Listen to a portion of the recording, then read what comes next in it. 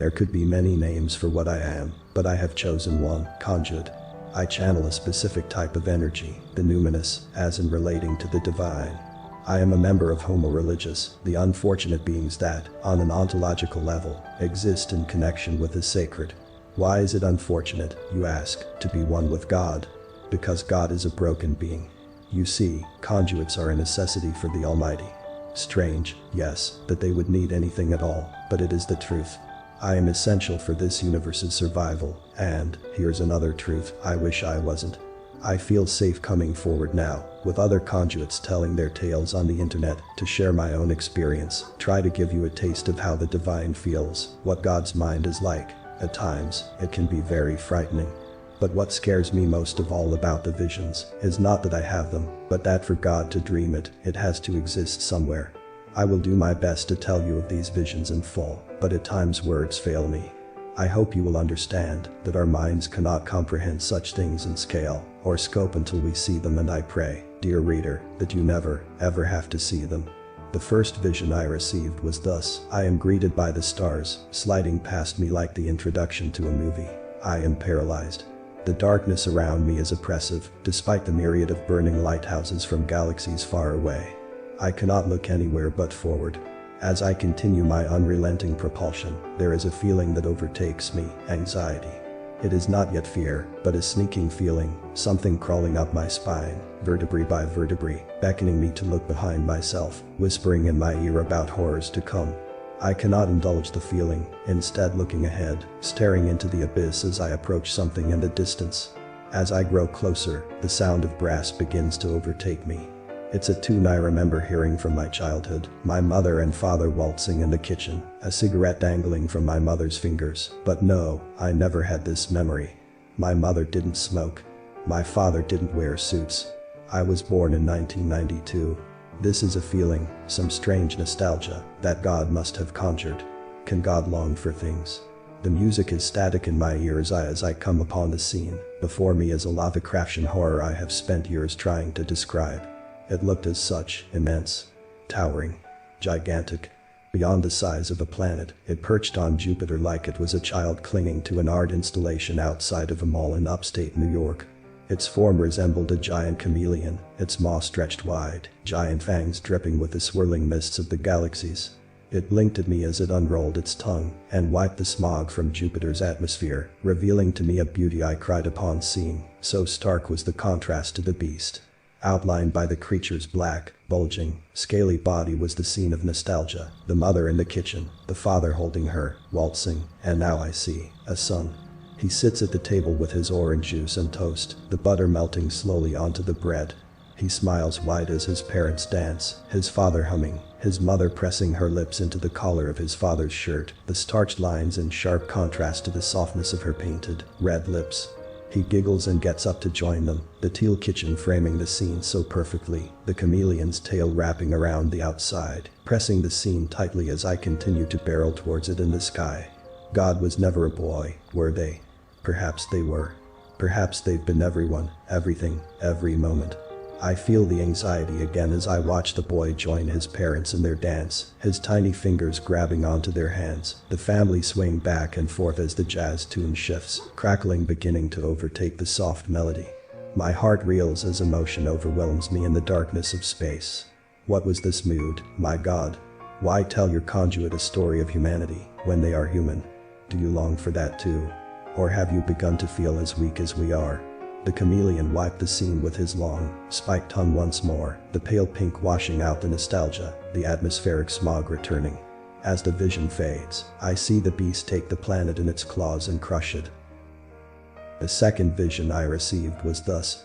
After contemplating the first vision, wondering if God had a message for me, or if he merely needed to convey something to me, an understanding of sorts, I began to await the second. When it came, I wished that I had not. I am standing in the grasslands, fast music plays around me, the beat beneath it intense, strong, the melody is too quick, too filled with static. I watch in suspended horror as a lion bounds across the grass, striking down a baby gazelle. I am brought closer to the scene, watching its mighty jaws rend the animal into pieces, blood seeping into the dried soil, the bones of the tiny animal cracking beneath the predator's claws. Its mother calls from afar, keeping her distance.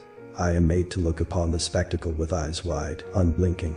I feel as if I could retch onto the high grass, spilling guts to join the coagulating crimson puddle. The lion turns to me as it tears a chunk of flesh from the gazelle's thigh, throwing its head back and swallowing it without care. Its giant eyes bore into me, tearing holes into my own flesh. I feel as if I am the one being hunted, eviscerated, consumed. The gazelle still twitches, pitiful electricity in its brain stem eking out a final cry to the universe that cut its life so short, reminded vast land of its mortality, its weakness.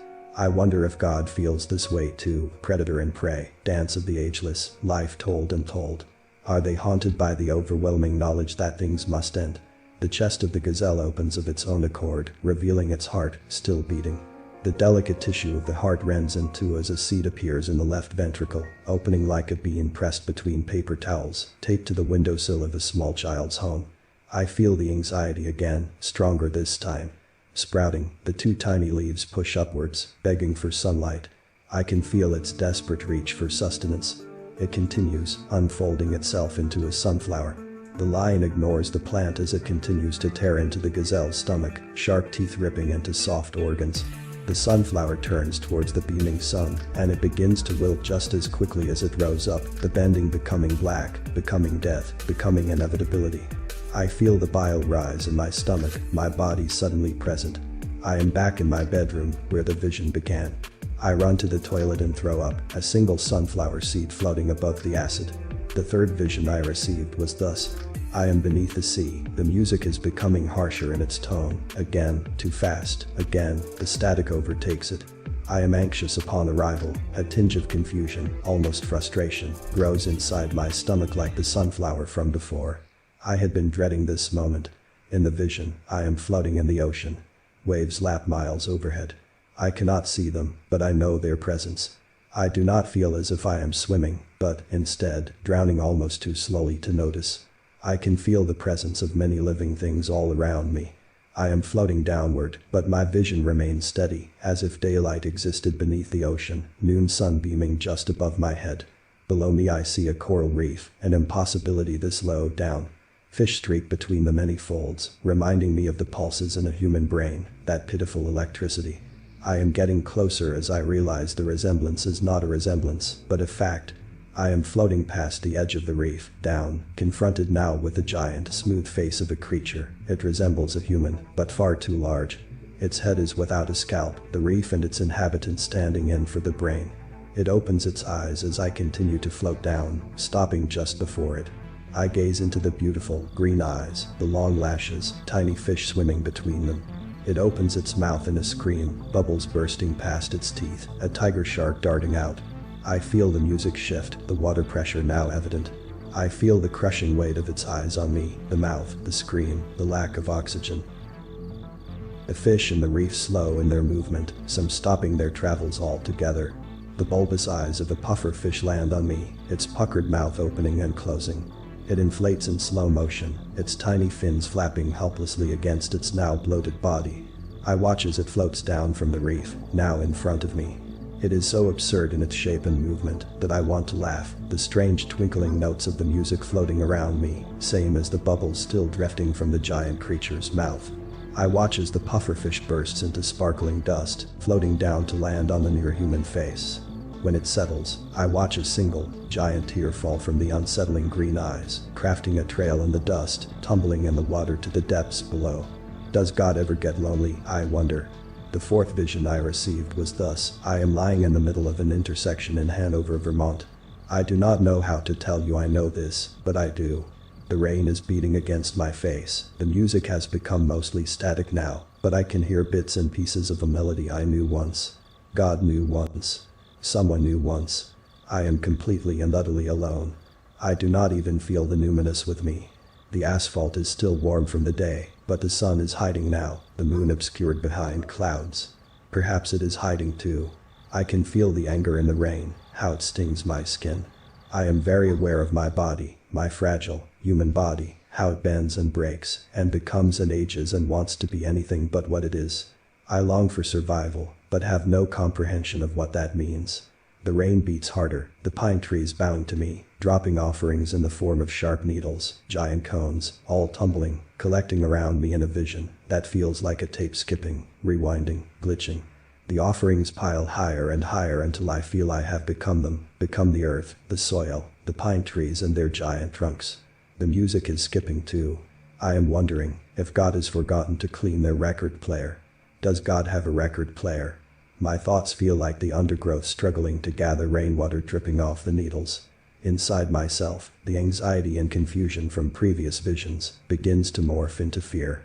The same fear I know, somehow, that the chameleon felt, that the gazelle felt, that the face in the water felt. Why were they all so afraid? The mound of pine cones and needles returns itself to the trees that offered it, destroying itself backwards piece by piece. Construction had felt easy, albeit riddled with hiccups, but this, the undoing, it feels like battle. I want to grab hold of the offerings and tie them to myself, to bury them in my stomach cavity, push the needles through my skin until I can see the other side, feel that they are truly real around me. But I cannot stop it as they roll across the asphalt, as they spin themselves back onto branches. Inside myself, again, I feel something new. It is an emptiness, a nothingness. Can God gift you something and then leave you with it?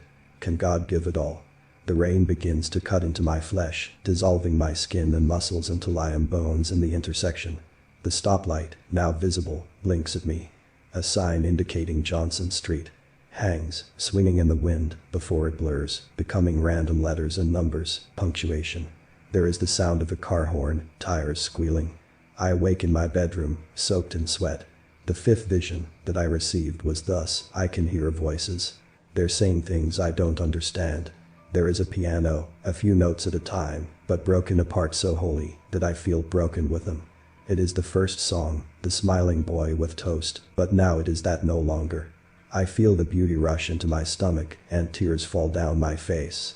All I can see is that memory, the memory of a memory, chameleon wrapped, shifting, its swirling eyes staring into me, drowning me beneath the atmosphere.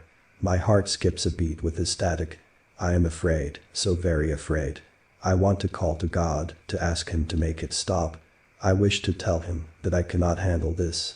I am sobbing now, head in my hands. After what feels like infinity, time both always and never, I unfold myself and am greeted with a twisting, shifting landscape. It is grass and desert and snowy mountains. It is humans and animals and plants and bugs and bacteria. It is water and fire and earth and air. It is everything. It swirls around me in a cascading display, giant torrent of emotion so overwhelming I cannot process anything but have to process everything, all the same. I can hear the numinous in my ear now. The voice of God is speaking to me, but I cannot understand them above the roar of the universe, the static and white noise filling my senses until I can taste time itself, rotten and putrid and metallic on my swollen tongue. I gasp as the music starts back again, just as it had in the first vision. I am blinking away a deluge of tears, the pain I inherited. Skipping, again, the torrent, resuming. Pictures, emotions, senses, the numinous. I am frozen in terror and awe as it overtakes me. Please, God, I want to cry, take this from me. I cannot bear this burden, cannot bear myself enough to become the nothingness this everything needs. I am not large enough of being. Aren't you, God? Can you not take this from me? Why did you give it to me in the first place? Another gasp, clarity. I am in a rocking chair, in a cabin. Snow falls outside as the fire roars. The record player spins. I rock. In my hand is a warm drink. I can taste lemon and honey. In the air I smell cinnamon. I take a deep breath. I am human. I am something. I am not a god, but I am also not nothing. I feel relief. Until it begins again, anew, terrible and horrible in its eyes. I am being crushed underneath a weight of memories I do not have. There is something crawling up my back, its tiny fingers pressing into me, leaving imprints on my bones. I cannot breathe as the torrent of everything becomes so great that it turns into nothingness, blackness, cascading, water-like, over me. I have forgotten what the rocking chair, and the cabin and the fire, and a drink and my being human feels like. I know I have forgotten it, and it becomes as large as the darkness that haunts me, this forgetting. The music stops and I awake, sobbing, my back against the kitchen cabinets, my tea kettle screaming as I wish I could. The sixth vision I received was thus: I am in nothing. Perhaps it is something, shifting slowly beneath me like grains of sand rubbing against one another in the hot desert.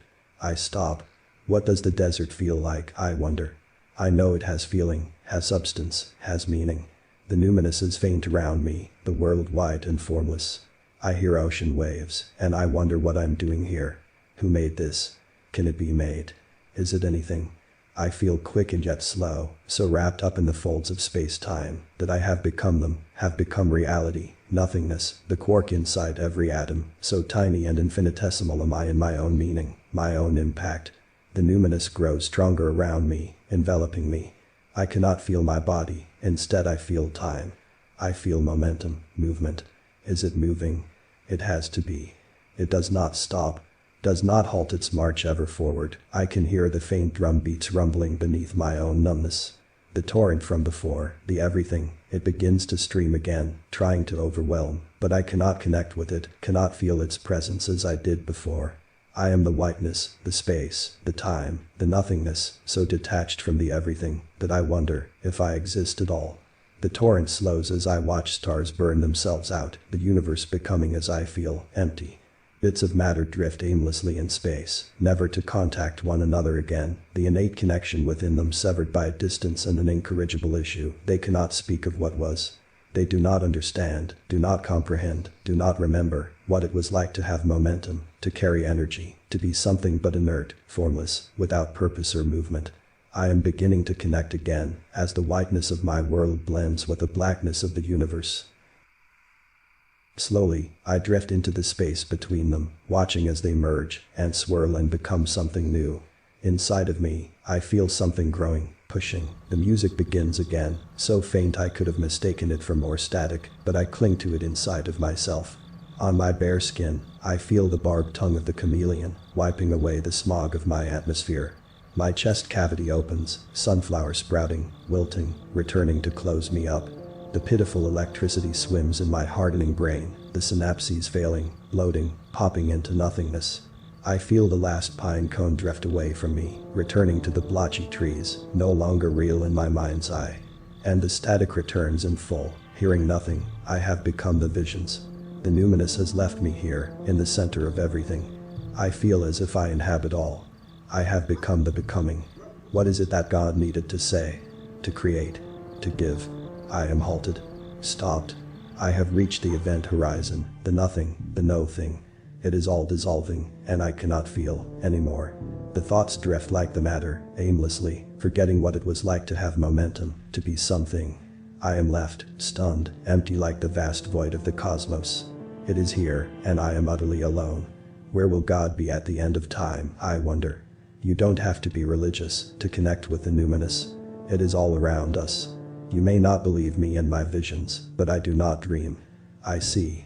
I share these things with you in the hopes of finding other conduits. I pray that I am not alone in this experience. I need to find out what God is trying to tell me. I have found little solace in my own musings. Please, if you know what they're saying, tell me. Until then, do not think of the things God does, do not seek the numinous, do not try to connect with it. You need not be born as I was, with this ontological condition. God can call upon any of us, I am sure. And believe me, dear reader, you do not want to know what God dreams of.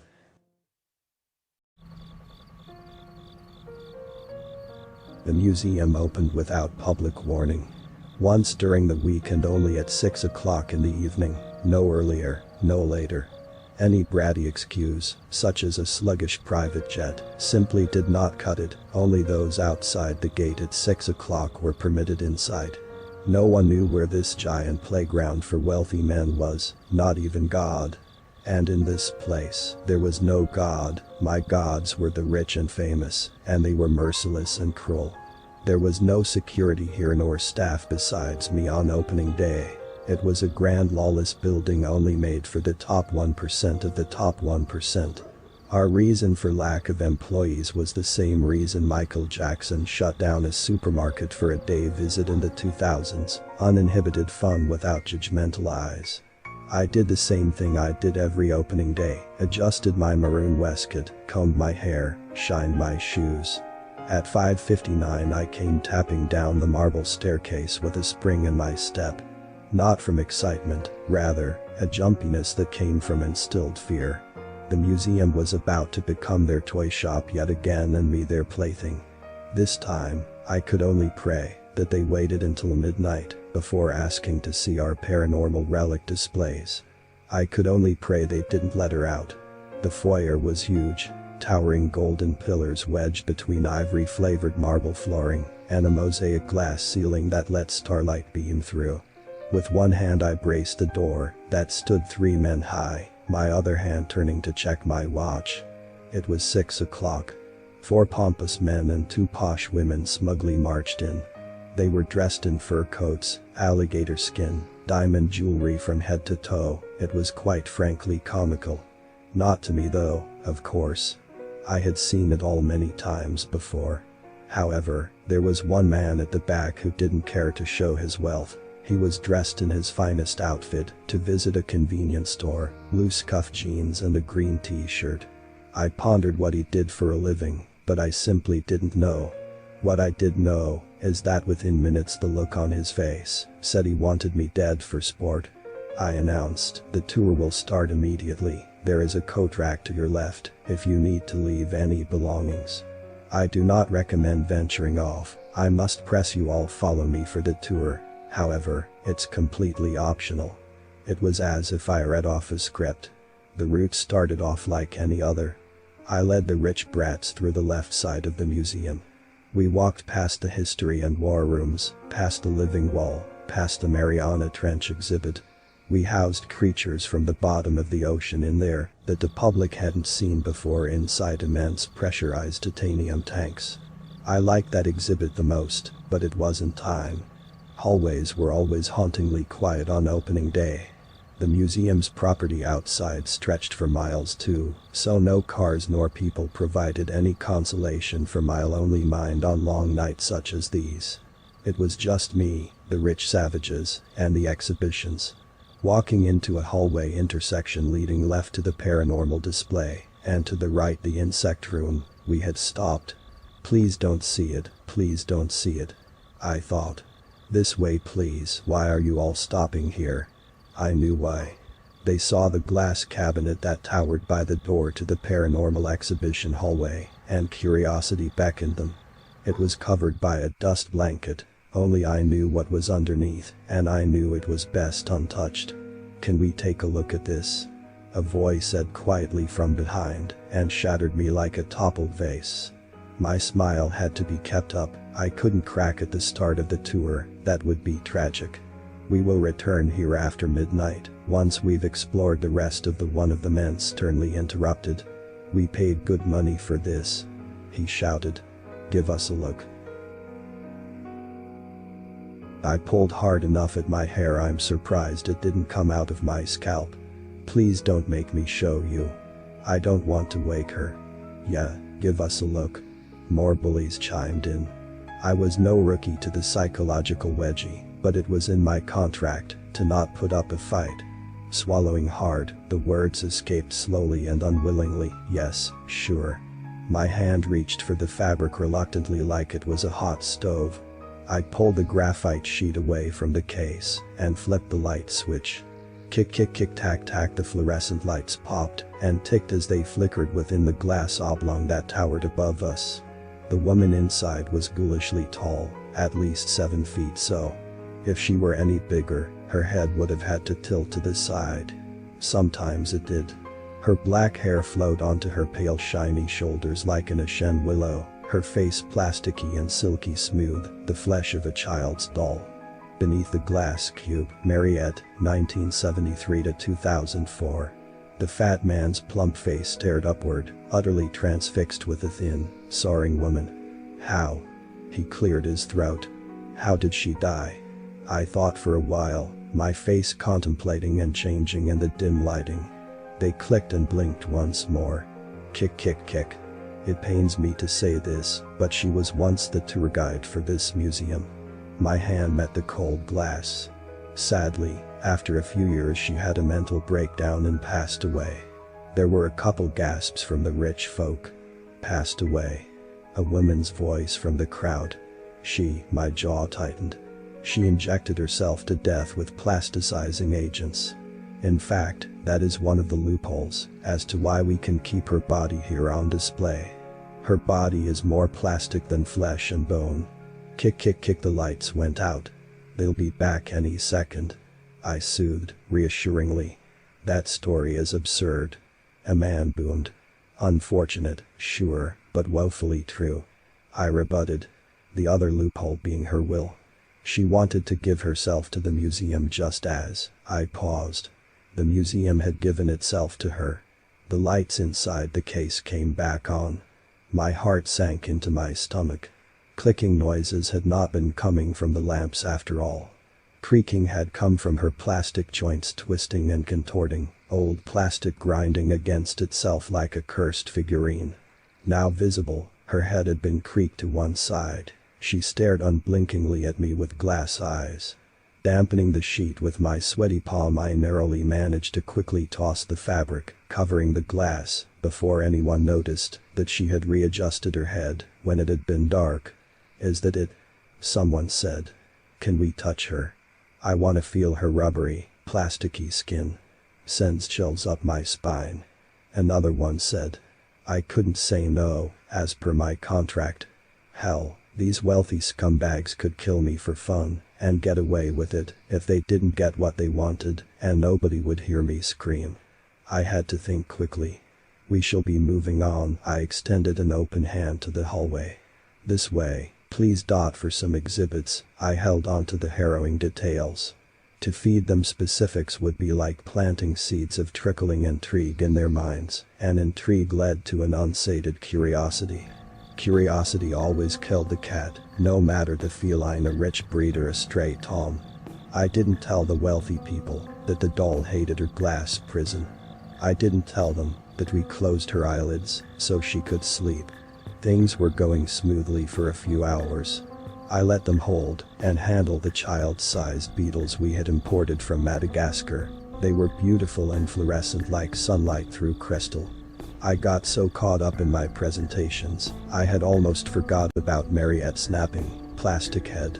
Mr. Jones, the rich guy dressed for a convenience store, clicked his tongue as he spoke.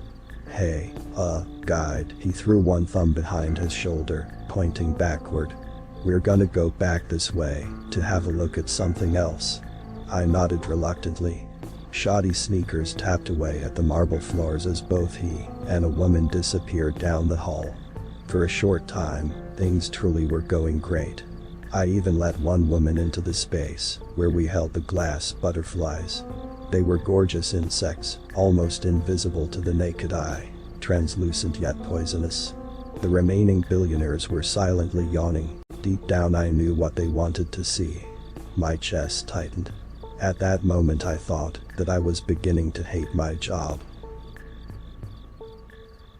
From the hallway came a loud crashing of broken glass. Curiosity had killed the cat. Please excuse me, I muttered and sprinted into the dim alley of the museum towards the paranormal wing. Moments after I had started running, I realized I left the doors open to the butterflies. Behind me, the sounds of shouting and pitter-pattering as the tourists sprinted the opposite direction. They were running from the floating creatures, running for their lives, running from deadly venom. It was too late, I had to keep going.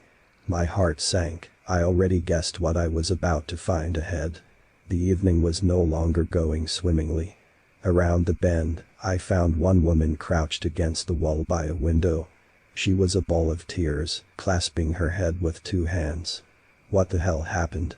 I yelled. Her throat was glaringly tight, her words struggled to escape her. I didn't do anything. I looked up. Glass lined the ground and edges of the walls like rain had come and left the devil's hail. A few steps away the graphite dust blanket half covered a gaping, sharp hole in the cabinet. Lights flickered from its mouth, mocking me. Glaring at my watch, my stomach knotted. It wasn't midnight yet. It wasn't midnight, and somebody broke Mariette's display, and she was gone. Just like the woman crying beside me, I think my throat became tight too. Come with me, I said, holding out one hand. We got up and we ran. We ran until we caught our breath outside the ocean exhibition and the living wall. "What is this thing?" she said, staring at the peach wall. "Don't touch it, please." I couldn't think clearly. She was out there somewhere, clicking her ghoulish joints, towering in the halls, searching for more plastic so she could become the perfect ventriloquist's doll. The doll she had become so fixated with working here. She would be a doll, and we would play with her. Just like she would play with us. "It looks alive." The woman reached a hand to the slimy, greasy wall. I felt lost. I couldn't breathe, it was too much. The butterflies, Mariette, the sick rich people breaking things for fun with no repercussion. Finger-like blobs from the wall reached back out at the woman, thick apricot worms searching for warmth. I slapped her hand away. "You mustn't touch that," I yelled. She gasped, and I realized my mistake. My contract was broken, and my head shall be on a spike. "Don't you dare touch me." She spat back at me, large angry veins sticking out of her neck. I raised my hand to calm her. "I apologize, ma'am. This strange thing is made of living cells." Without knowing, I was back on tour guide script, despite the trauma. "The very thing you're trying to poke at could eat yo. I don't want to hear it, thank you." We stood there a while, both unable to think nor speak. I stared at the wall unblinkingly like watching a hot fire, its flesh molding, changing. Peach goo flowed in waves across its surface, inviting me to look closer. Underneath on a golden placard, the living wall. I shook out of it. Richard Jones had made it back to us. His green t-shirt was torn at the neck, his eyes sunken and traumatized. "The door is locked, guide. We need your key." I nodded.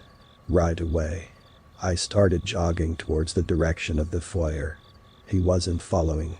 "Mr. Jones." I turned to him. Richard Jones was still standing next to the woman who had been crying in a bowl minutes prior. He didn't speak, only glared back at me in the dim starlight that flowed through the window. When he placed his hand on the woman's back and smiled, I knew it was too late. He shoved her with force. The woman shrieked and went tumbling headfirst into the gooey, peach wall.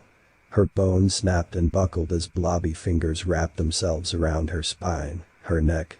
It flowed into her mouth with ease, slowing only to pull at her teeth like it was eating meat off a rough bone. She screamed and screamed until she gurgled vile slime. The wall ate her whole, fleshy goo displaying her features and flesh white on its waving surface. Bits of arm and mouth suspended upon a hungry blanket. Richard laughed. He laughed and laughed and laughed. For him, money did buy happiness. Horrifying happiness. I felt sick, I was going to throw up. The wall's voice was deep and hard to make out at first. A woman's voice, deep in its slimy crevices. "Richie," it moaned. I turned to run, but I had seen he had disappeared, and I was safe. He had got the kicks he was looking for and made off with them. "Richie," it was hard to block out the voice before it all stopped. I lay crouched beneath the window, blocking my ears and rocking in a ball. My heart was out of my chest, my stomach a knot. I didn't want to be a tour guide any longer. Sprinting and sprinting, I never looked back. I climbed the stairs swift enough that my thighs felt like they were going to give out. Much time passed, that night in the museum. Hours. Opening nights were long and terrible, nothing like this was ever worth the money. I found myself hiding in a janitor's closet on the second floor, occasionally peering through the cracks into the horror beyond. After some time, and when the vile people finished exploring the museum, I heard Jones crack a joke about the woman and the wall. He and the rest of the rich people laughed. They laughed and laughed, and laughed all the way back home on their private jets to their estates. When it was midnight, Mariette was asleep, and I shut her plastic eyelids for her. I had glass to sweep, cabinets to repair. I had learned time and time again that nightmares were not in our walls. The horrors were within the people that visited, in their sick pursuit of amusement, and the games they would play, and I was their plaything. I'm sorry they played with you too, dear Mariette. The exhibition that made me quit was the sickening consequence of true human freedom, and it was only for me to see, once a week. Mariette still walks the halls at night without her glass prison. Maybe I couldn't quit, I needed to repair it to make things right. She has such a slow walk. Glassy eyes darting left and right, rolling loose like marbles. Her head pivoting left and right, aimlessly looking for more plastic, needing more plastic to please the museum. To be the perfect exhibition. Kick, kick, kick. Before shutting the gate, I pensively peered around the grand foyer. The museum was large and harrowing. For a moment I wore a grimace on my face, remembering a time when all I needed to satisfy our guests was to show them insects. I had been here a long time. Tales dripped from the walls like an endless flowing tap of horror. There would be more wealthy visitors. I think I might have more stories to tell. Last week, we had an incident at the museum when venomous glass butterflies escaped their enclosures. This week, I found myself alone in the ocean exhibition room. The anglerfish circled endlessly in the abyss of its murky tank, searching for an exit it would never find. It met me at the glass interface of its pressurized prison, bumping its luminescent fishing lure against the glass. It grinned at me with thin white pencils. "Hello, little guy." I found myself staying a while in our deep-sea exhibition, watching the creature as he bathed and flicked around in his own little cube of the world. He could never know why he was in the museum, nor who put him there. Instead, he swam. He swam and hoped that just one day the glass would crack. Just an inch. Luckily, feeding the shaggy frogfish didn't take long. The yellow fish knocked away clouds of dust along the bottom of its tank as it scurried along on its leg-like fins with the awkward gait of a geriatric golden retriever. It was hard to keep happy in this ghoulish museum, but that room always made me smile. Upstairs I went, before working through some paperwork for a few hours. I'm not sure at what point I mistakenly fell into a catnap at my desk, but I soon paid the price in nightmares. "Am I pretty, Daddy?" A deep, muffled voice.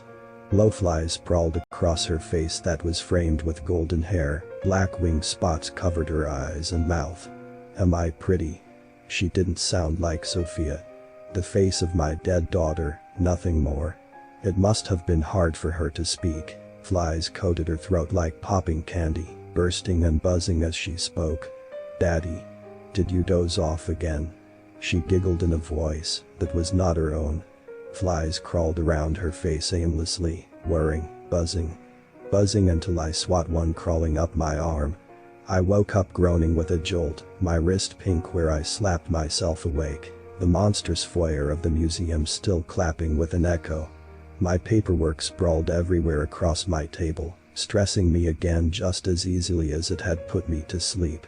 Lists of last week's casualties, notes on tonight's guests, complaints, all forms of boring.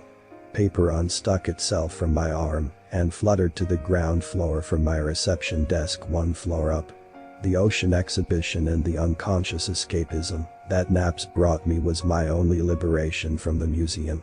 Though, that was a time before sleep brought nightmares. When I went to check my watch, I noticed I hadn't smacked a fly after all. A glass butterfly had become mere bits of translucent wing that coated my fingers like glitter. I rubbed my hands and the clear fragments floated gracefully down the marble stairs in a breeze like tiny mosquitoes or dust specks, sparkling in the beams of moonlight that trickled in through the glass ceiling. For a moment, I wish it had stung me and taken me to a better place. At least then I couldn't dream of blowflies coming out of my dead daughter's mouth. Ron and Jill and the rest of the maintenance staff had packed up and left. The bustling noise was gone. There was no more work to be done except wait for more wealthy deplorable people to arrive. I was alone again, the only staff member in the museum, and I let my mind freely slip into a different time. A time before I was the tour guide. It was time to open shop. I combed my hair, pulled my shirt collar free from my waistcoat, shined my shoes. Down the marble staircase I went, tapping down the steps through the butterfly dust like headlights in fog. The clock struck 6 o'clock. The museum was now open for the evening, and only for the rich folk waiting outside. I pulled the large door open. It groaned and echoed in the museum's enormous foyer. 7 aristocrats haughtily strode inside, 3 men and 4 women clad in fancy dresses and coats. One man took a while to come up the front steps and into the museum carrying his wooden cane. "The tour will start immediately. There is a coat rack to yo," I trailed off. A girl, maybe 8 or 9, came quietly through the door in a teeny black suit. Her unsure gaze scanned the foyer top to bottom, her eyes large glossy globes. She shouldn't be here. I didn't see her on the register. I thought. She won't survive here. Kneeling, I spoke. "Hello, miss." The girl shyly leaned from behind the frame of the front door, her skin turning as pale as the ivory marble flooring. This must have been the first child to set foot in this god-forsaken place, and for good reason. "Which of these people are your parents?" I tried hard to keep up a warm smile. "Nothing." She simply glared at me with 2 shiny eyes under a blonde curtain of hair. "She doesn't speak, Sonny." The man with the wooden cane cleared his throat. "Didn't speak the whole ride here. Won't speak now. Doesn't respond to anything at all, really." One beak-nosed snobby woman put her coat on the rack. "Probably deaf." I stood thinking for a while. My face contemplating, changing in the light. Looking around at the billionaires in the foyer, they already looked ready to sink their teeth into the exhibitions, or worse. Bringing her along with the rest of the group on the museum tour was simply not an option. Fortunately for her, it was a requirement for me to understand the basics of at least 20 languages to allow for appropriate interaction with the museum's guests. This included sign language, but my understanding tended to be rather broken. I could usually only make out the main words. Kneeling again, I spoke to her with my hands. The girl gestured back to me that mommy and daddy and had sent her on a visit to the museum as they were called away for a business trip in Dubai. "How was the flight?" I gestured. "Good." The big-nosed woman was very annoying. She giggled and gestured that I didn't need to do hand signs, she could read my lips. I liked her already. My smile didn't need much effort anymore, it came naturally. Though, I was still stuck with a child in an unforgiving place. She was a rabbit running in an open field under the shadow of the museum's eagle-clawed exhibitions. Worse, the unsated bloodlust and curiosity of the wealthy and free. That's when I remembered a clause in my employment agreement. Conduct 1 tour every open evening. Gesturing white and confidently, I stood up and winged away for the girl's safety. "My apologies, ladies and gentlemen," I exclaimed. "Due to unforeseen circumstances, this evening's tours have been cancelled." Groans from the crowd. The tour clause in my contract never stated how many people I needed to bring with me. "Oh, my. We just got here," a man bellowed. "Do not fret, the museum is all yours to explore." I extended one arm to point them towards the deep-sea exhibition. "Please don't wake the anglerfish." Tapping and screeching sounded against the floor as the crowd disappeared down the halls. Starlight beamed through the windows, lighting up the girl's face. She beamed straight back with excitement. Now the tour can begin in peace. Peace was a lie, however. Unsupervised, the crowd would soon find some way or another to demonstrate that they were worse behaved than the kids standing before me. A demonstration that would likely involve death. "What do you like to do?" "Drawing," she sighed. "I know just the thing." Many minutes passed that evening as me and the girl began exploring the museum. Her name was Rosie, and she was very nervous about all the scary exhibitions. At the intersection between the art and music showcase between another hallway leading to a locked door, we halted. "What is down there?" She pointed a tiny finger down the dark hall. "That room with a metal door." "What's in there, guide?" "I know the museum from back to front." I spoke. "But I have to say, I've never been in there." "Tightly sealed shut. No key." "Oh, okay." She gave a sulking nod. "Yeah, I know the feeling." I swiftly smiled to cheer her up as I ushered her into the art and music space. It was like nothing she had ever seen before. Her bright eyes could have lit up a candle. The towering walls and ceiling of the art exhibition were flowing waves of sand that changed and hissed as they rolled. One moment, the walls painted a shifting mural of starry night, waves of blue and yellow sand, curling and shifting from one famous artwork to another. The wall to our left painted the scream. She spread her fingers into the sand waterfall. It flowed between her digits like she had pinched salt. "It's so beautiful," she gestured, her mouth agape at the ceiling. I tapped her on the shoulder so she could read my lips. "We don't just house paintings here, take a look at these." Leaning one hand against a small glass cabinet, we gazed in. Two brightly colored shoes were sat upon an ivory silk sheet, iridescent against the changing colorful backdrop of the sandy walls. They gleamed bright enough to show their true crystalline translucency. Beneath the glass cabinet, the clumsy dancers. She wasn't truly impressed until I heartily slapped the cabinet. The knocking suddenly turned the empty shoes alive, tapping and dancing upon the silk beneath them. One dance changed to another became a twirl. They gracefully ended their tango with the famous moonwalk shuffle. "Wow, what are these?" She pressed her hands against the glass. If she were any closer, they might have kicked her. Well, some people might have a good voice. A fantastic singing voice. I took out my satin cloth and began polishing the glass as I spoke. Some people have the rhythm for soulful moves. These shoes right here, they bridge the gap. She was glaring at me with wide eyes. Listening with them too, pulling the weight of ears that couldn't hear. They were developed sometime between the 60s and 70s. Helped push the dancing inept singers into superstardom by giving them a dancing edge too. I gestured her on to the next display against one sand waterfall. For a moment I caught a sparkle in her eye. Her hair and bright grin reminded me of my dearly departed daughter, filling me with a long-forgotten warmth. "I bet I'm having more fun than you are right now, Rosie." She took a seat. "What's this, guide?" Upon the table before her, a small white pen lay over a graphite and ash-speckled stone tablet. When I pointed to the thin edges of the black plate, she caught the stretched golden placard that said ballpoint stone.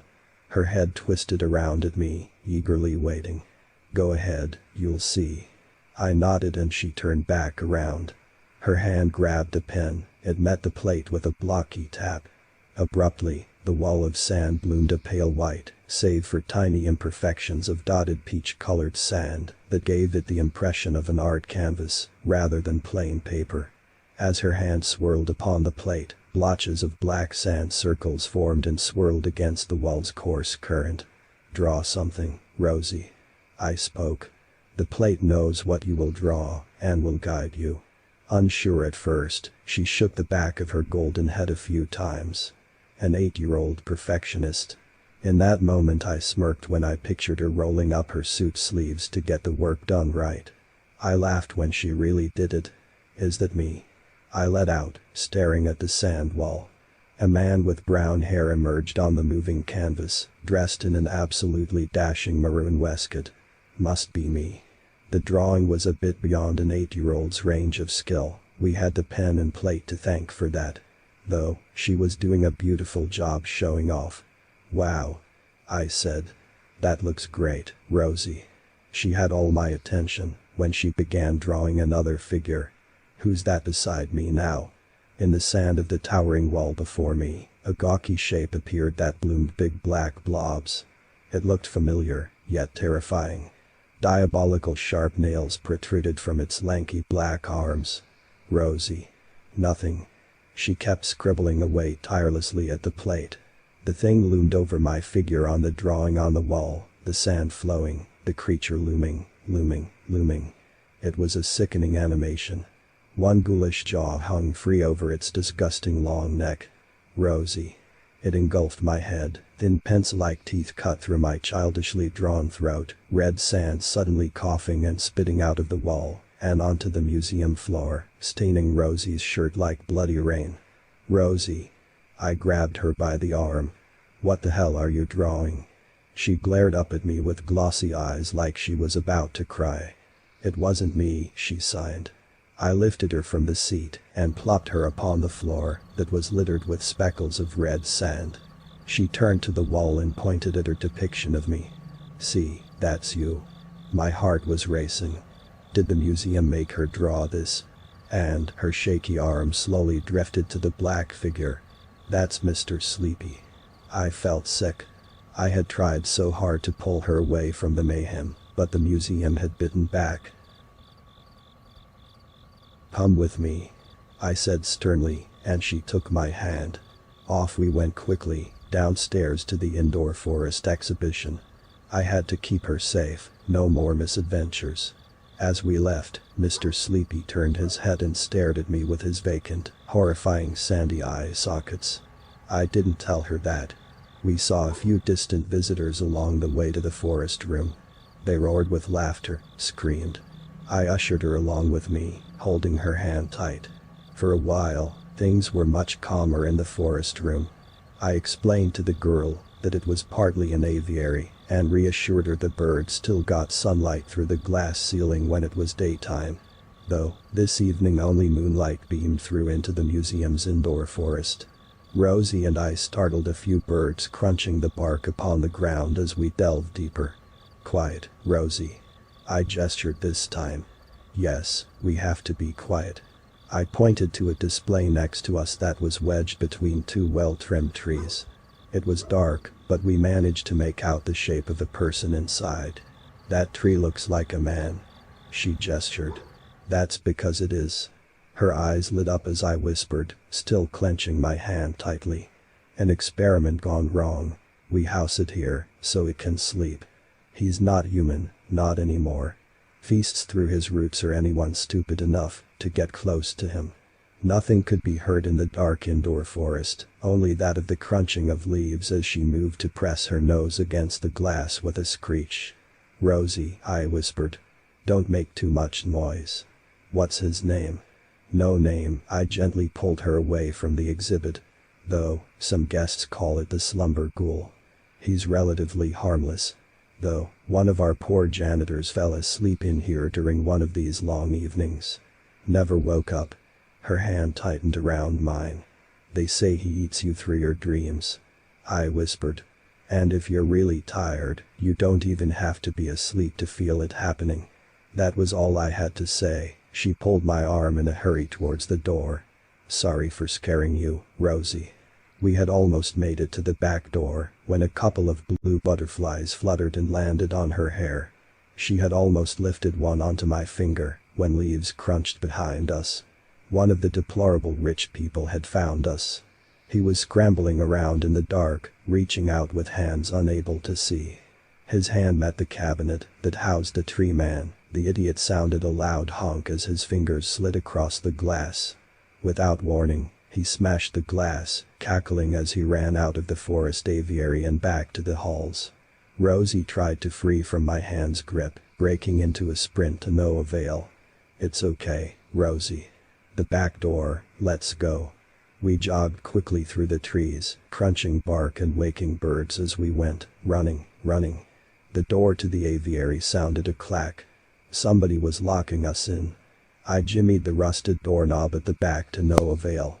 The door first clicked then bumped with no groan as it stubbed to a sudden shut. It widened little enough that I swore I wouldn't be able to even fit a few fingers in the gap. Mr. Sleepy. Mr. Sleepy is coming. Something's in the way. I grunted. Suddenly, the girl drummed a few fist hammers on my leg. She kept hammering on the side of my leg. Rosie pouted a worried face to the artificial tree line before rummaging her face into one of my black pant legs away from something horrible. Yonder the trees, it towered with flesh irregular and charred black like an ashen log. Its mouth hung unhinged, wide open and ghoulish, its eyes a vacant white. It was watching us. Rosie, I held the girl by her shoulders. Rosie. It's okay, he can't get us. The girl looked up with glossy eyes. Monster. She gestured. It cannot touch us if we are well slept. I spoke. Stay awake, okay? I gave her a warm look, but it was quickly cracking. Mr. Sleepy. We shared a gaze for as long as she could muster before her eyes met the ground. Rosie.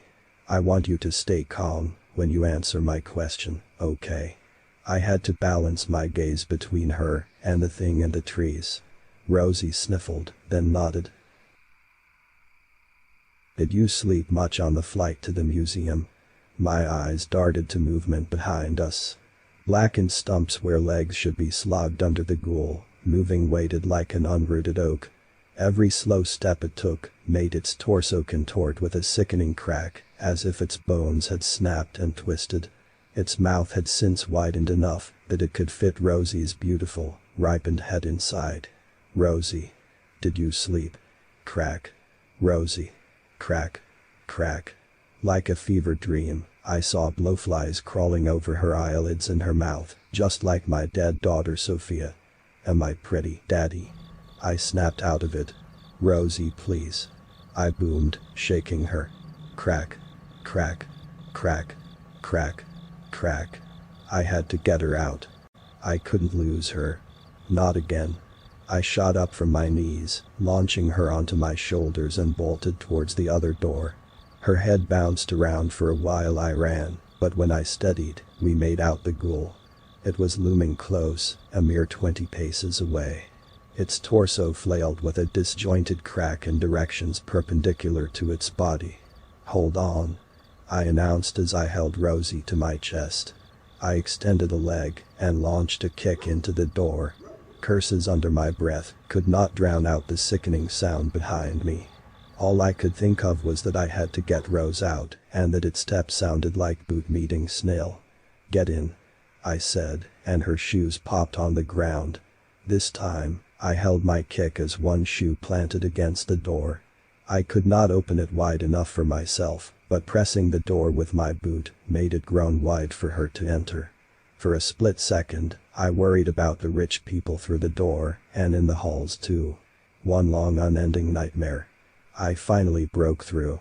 The rich people who had been blocking the door shut went sprawling like cockroaches under a bright light.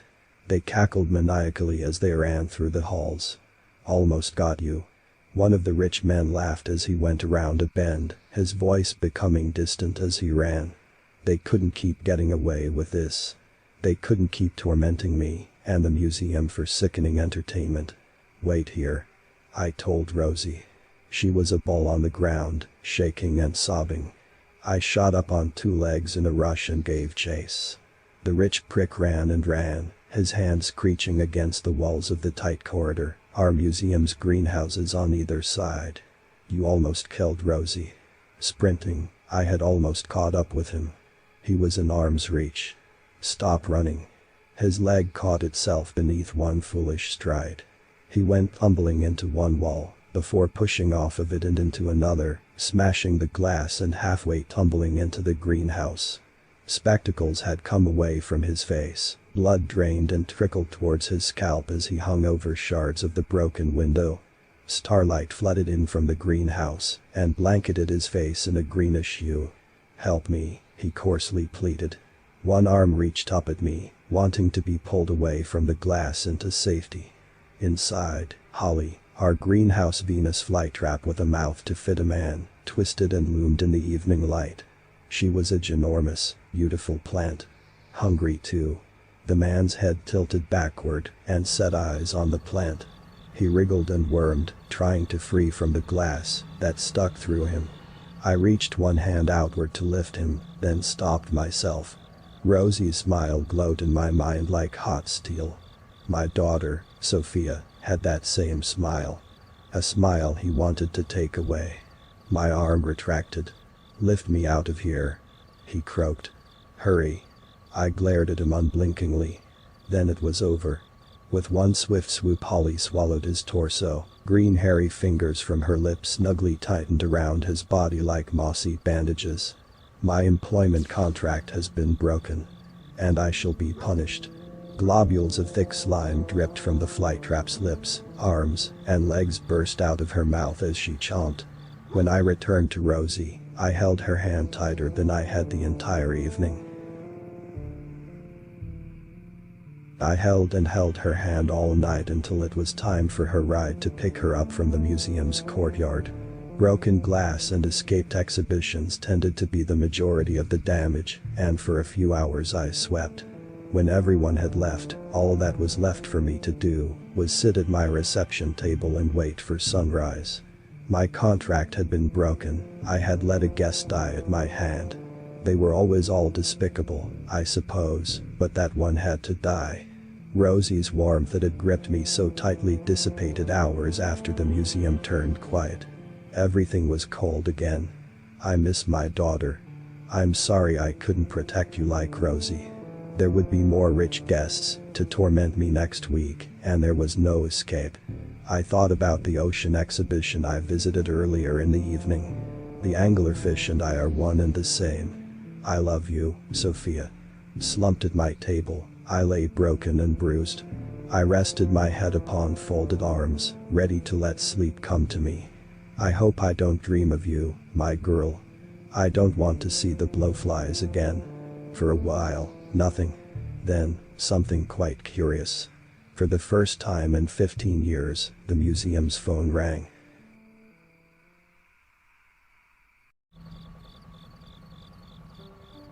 Two weeks ago, we had an incident at the museum when venomous glass butterflies escaped their enclosures. Last week, the first child visited the horrifying museum, setting off a cascade of horror. And, for the first time in 15 years, the museum's phone rang. This week, I found myself scrubbing away at the scatterbrain mirror in the paranormal wing of the museum. The premise was simple. The mirror's deep navy and galaxy sparkled reflection would read your eyes, and the deepest horrors and fears from the recesses of your mind would scatter onto the mirror like brain paint. If I'm being completely honest, I utterly dreaded cleaning the mirror. I hated seeing my daughter's distorted face staring back at me, or the reanimated horrors of the museum eating away at my flesh. Yes, I'm talking about you, Mariette. I peered my head out the large doorway to the plastic doll in her display. My microfiber cloth polished the blood and muck from the corners of the mirror's golden ornamental frame. It reached between the crevices of the perched gargoyles it depicted in its etchings around the rim of its face. Around the center I swirled and swirled until it was squeaky tidy. When I saw my daughter Sophia, I met her imaginary hand at the interface of the reflection with mine. When I saw monstrous exhibitions standing behind my shoulders, I rolled two unimpressed eyes. Cleaning carried my mind to the clouds, and I thought about the museum rather than the labor ahead of me. I guess there is great fear in unknowing.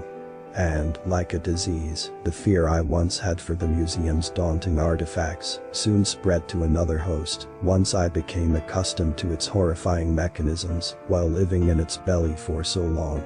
The unpredictable fear and excitement of the building bit the wealthy visitors like a rabid dog, and my panic no longer grew from the museum's walls, but blossomed from the cruel diseased hearts of the deplorable rich people that visited. I could always predict the way the museum would react, never the manner human malice could. And, every week, I had no choice but to confront those who visited the museum and mold myself to their erratic and sickening behavior. It was the same fear that gripped me 15 years ago before I signed the employment contract. The fear I had in my 20s, the fear that came from finding out my daughter's cancer was untreatable without chemotherapy. We were young, and my job didn't pay enough for costly therapy. Hopelessness met me at the end of an empty whiskey bottle, which had stared at me accusingly until the very last drop.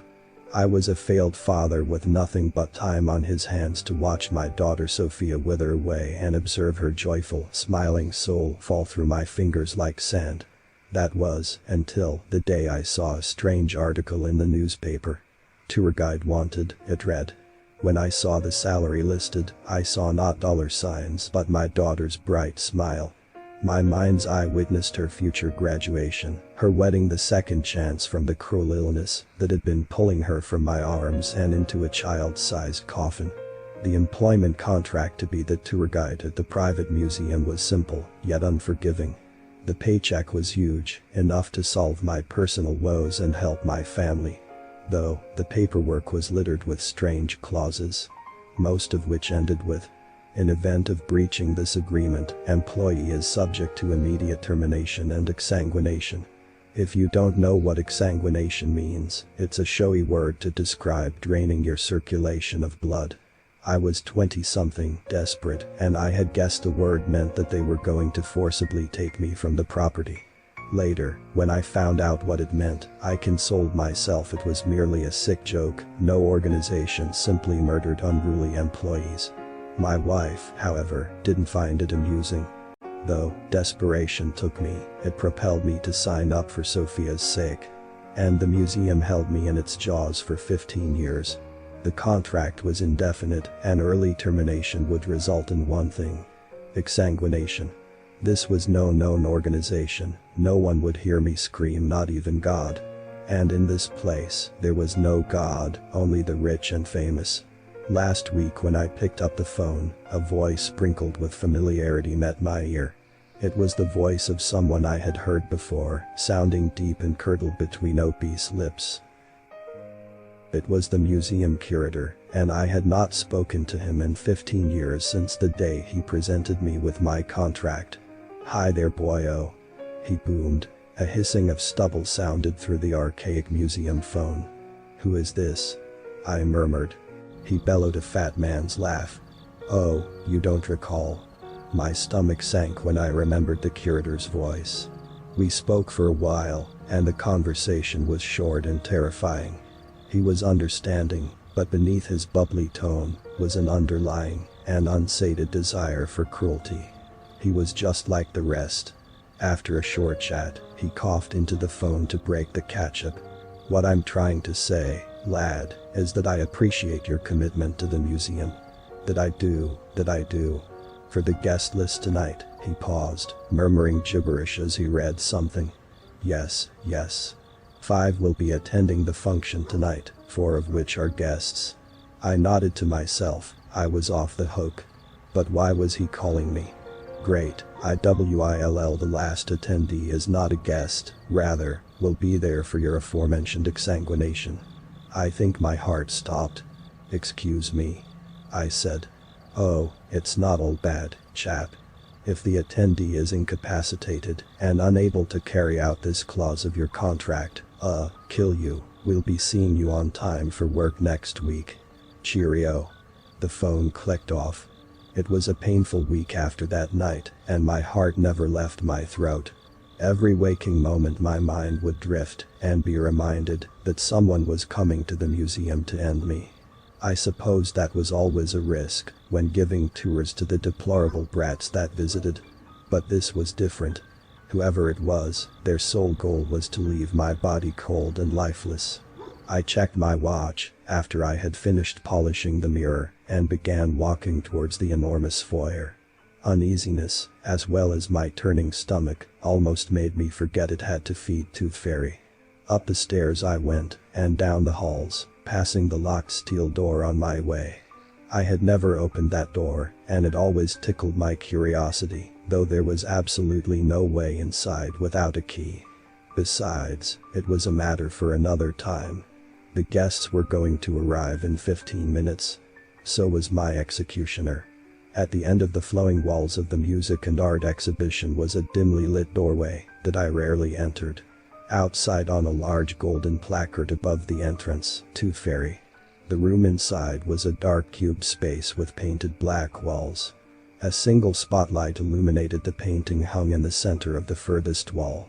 A horrifying face of an anguished man was brushed across the canvas that looked like a hairless, burning corpse.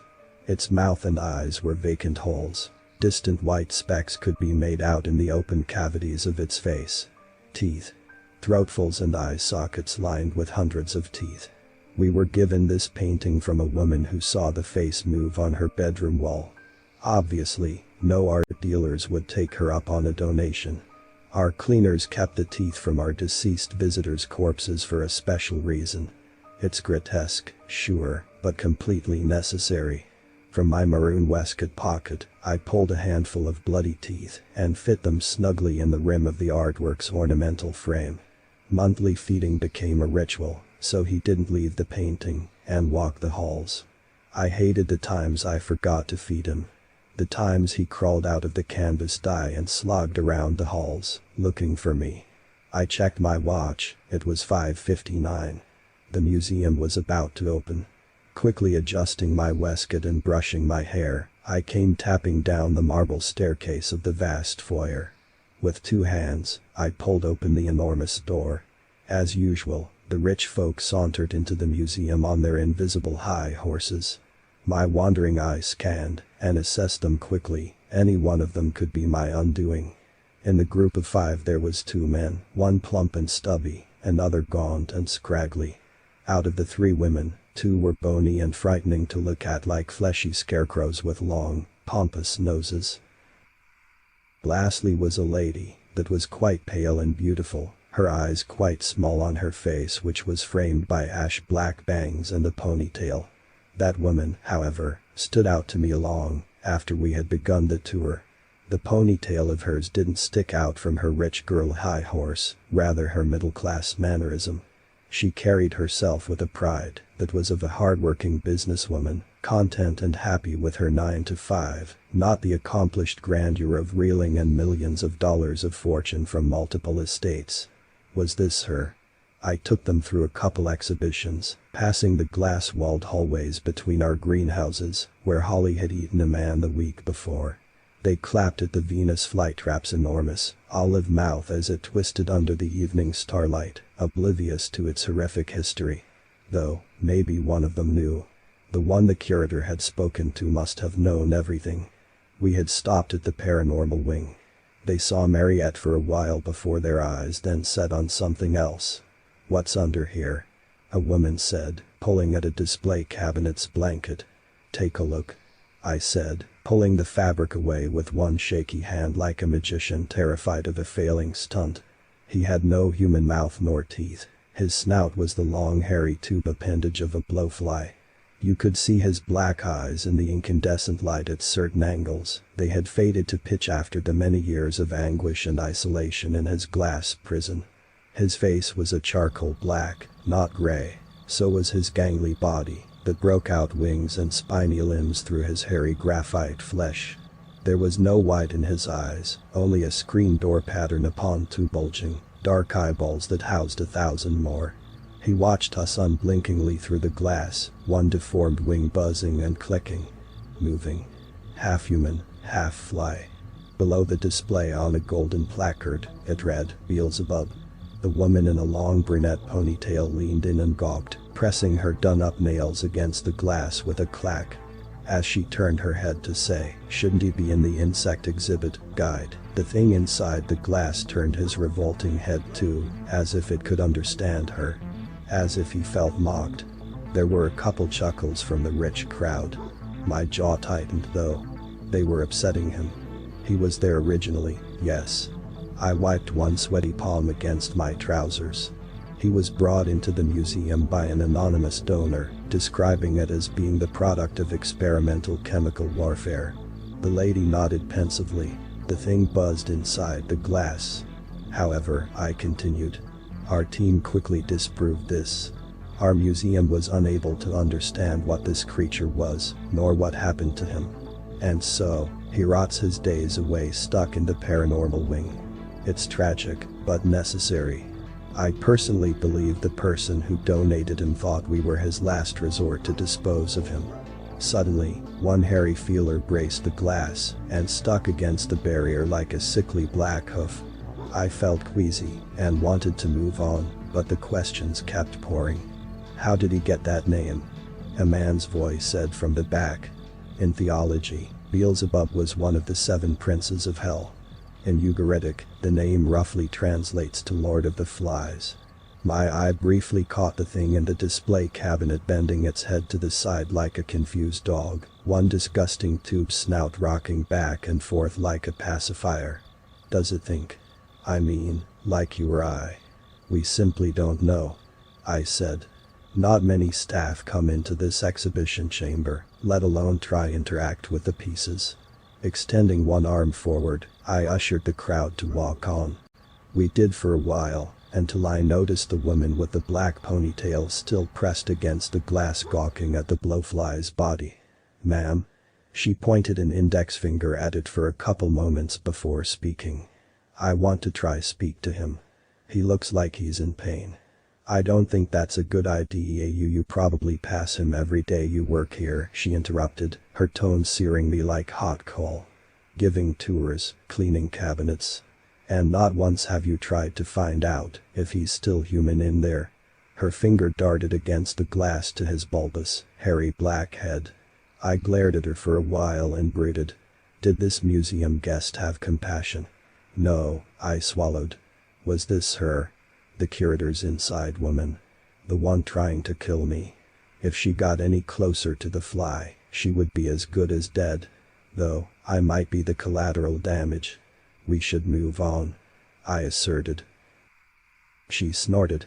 No, I don't think we shall. The lady nodded her head towards the enclosure. Open it. You're welcome to try to communicate with it through the glass. I rapped my knuckles against the boundary. She stared at me with shark eyes. With the glass, he's an animal. Without, he's equal. I want to speak to him as such. Now open the goddamn cabinet. She boomed. I couldn't think straight anymore. The curator's game was plaguing me. This had to be her, right? She was going to let Beelzebub free and kill us. Still, I had a plan. My shaky hand gripped the master key and slowly fumbled it into the cabinet's lock. Inside, the abomination sucked its tube snout pacifier back and forth in excitement. Its thousands of eyes saw fresh meat. He was hungry. The woman reached her arm around and climbed into the cabinet with the creature, her expensive slippers skidding along the flooring with a screech. She was talking brave before, but confronted with the towering, contorted thing ahead, the lighting painted her pale face a horrified grimace. At that moment, she knew she wanted to get out. The back of the woman still hung out past the cabinet's doorframe in case she needed a quick exit. She didn't dare stand fully inside the fly's enclosure. My heart was beating out of my chest. She was going to let him out, and Beelzebub shall suck my flesh through his face straw like a human strawberry milkshake. Breathing was hard. I felt like I was going to pass out. Without warning, I kicked the woman forward. My foot planted itself on her back, and she went tumbling into the enclosure and against the far end of the glass, screaming. I shut and locked the door swiftly. The curator will not have my head this evening. I found her. She's the one who wants me dead. Help me, she screamed. Gasps of the crowd behind me sounded like they were wheezing into balloons. I leaned one hand against the door. You wanted to speak to him face to face. The abomination was reanimated. Spiny insectoid hooks spread from its hairy half-human flesh. It spread and beat its ghoulish, torn wings. It was ready to feast. What the hell are you doing? One of the men behind shouted. I turned my head to him. Complying. Suddenly, the woman's drumming fists did something the frail insect's hooves never could. She smashed a hole in the cabinet from the inside and came tumbling out onto the floor in a cascade of glass. One of the pompous rich men laughed. He turned to run, but the buzzing monstrosity caught him. From its glass prison, it spurted from its mouth tube. Slime covered the man's face like sage jelly dotted with smaller, black blowflies. It was like something out of my nightmares of Sophia. The blowflies bored holes into his flesh, into his cheeks. Crawling didn't get him far. The flies were already digging. He screamed and the rest of the guests screamed too. Flies buried under his cheeks and came crawling out through the corners of his eyes. Red gaping holes emerged beneath skin that popped like peach-colored balloons filled with bloody paint. The flies were even inside his gums, and the man screamed. He screamed and screamed until the screams were no more, until it was just me alone beside his corpse with the flies that crawled and squirmed inside his spiny flesh suit. On my knees I vomited against a marble wall, my hand meeting his pool of life fluid on the floor.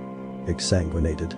Beelzebub's mouth tube met one of the man's calves and sucked chunks of his fleshy soup up with a thirp like Satan's vacuum cleaner. From crawling to standing I broke into a sprint, managing to steady by dragging my hand against the marble as I ran, leaving trails of bloody finger-painted lines, a grotesque artwork only the Tooth Fairy could appreciate. My feet skidded around the ground as I bolted around corners, past a living wall and deep-sea exhibition. At the end of one hallway, my eye caught her ponytail that darted into the museum's theater. She was up to something. Her plan failed, now she was finding something else to kill me. Inside, the theater was vast and ornate, with rows upon rows of silky lilac seats. Marble balconies reached out over the stage like great expensive white clouds. Small holes projected streams of light from the theater's corners, ceiling, and stage. A brilliantly blue humpback whale suspended in shifting light floated from the entrance beside me, downhill the slope of seats, before blubbering and disappearing into the wall as the projectors flickered. Specks of light from its shooting spout had hit my face like droplets of rain, and felt like cold fingers against my cheek. For a short lifespan, our theater and its holograms were real. The brunette woman didn't know that. Though, she was my executioner. Maybe she did. I slowly stepped down the staircase. She was shaking, screaming at me from the stage, her voice echoing in the enormous decorative room. Get away from me. I stepped closer, closer. And she didn't stop screaming.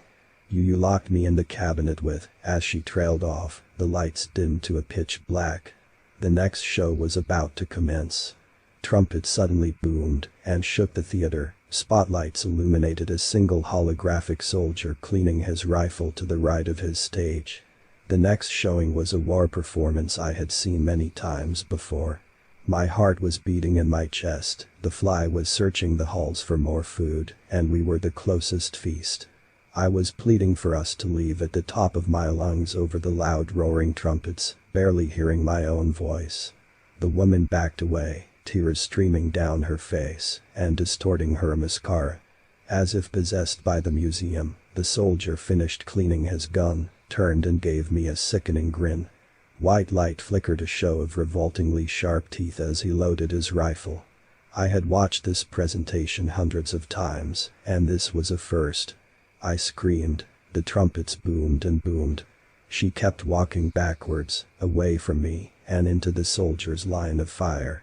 My mouth was agape, my shriek rumbled my lungs with reverb, my soundless voice tearing away at my coarse throat. The holographic bullet tore through her skull, a hammer meeting fleshy coconut. Bits of blood and brain painted chicken pox specks of death upon my maroon waistcoat. And the projected soldier showed teeth. I thought back to the mirror I had cleaned earlier. Scatterbrain.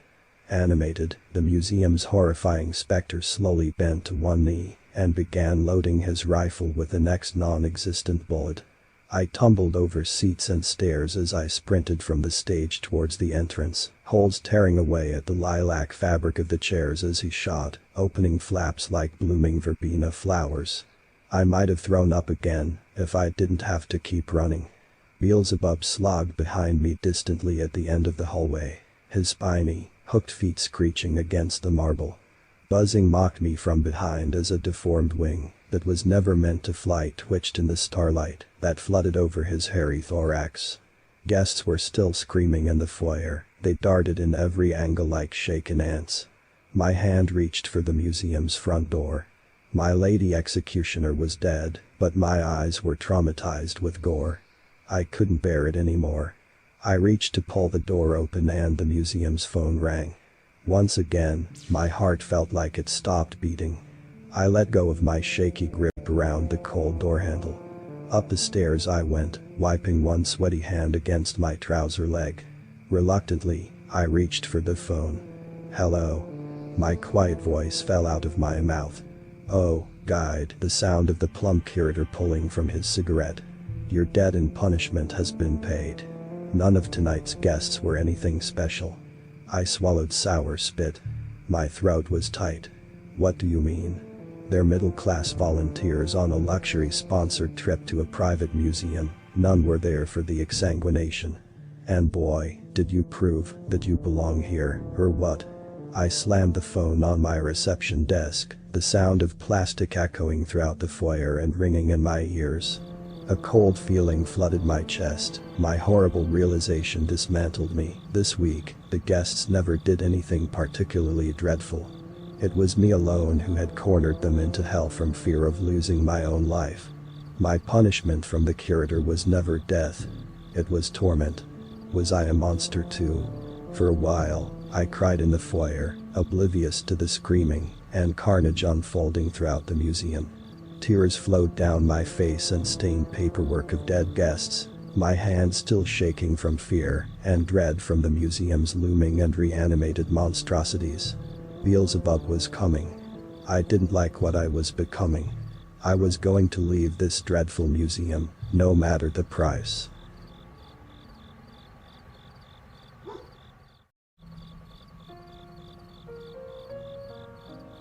Weeks ago, we had an incident at the museum when venomous glass butterflies escaped their enclosures. A few weeks prior, the first child visited the horrifying museum, setting off a cascade of horror. And, for the first time in 15 years, the museum's phone rang.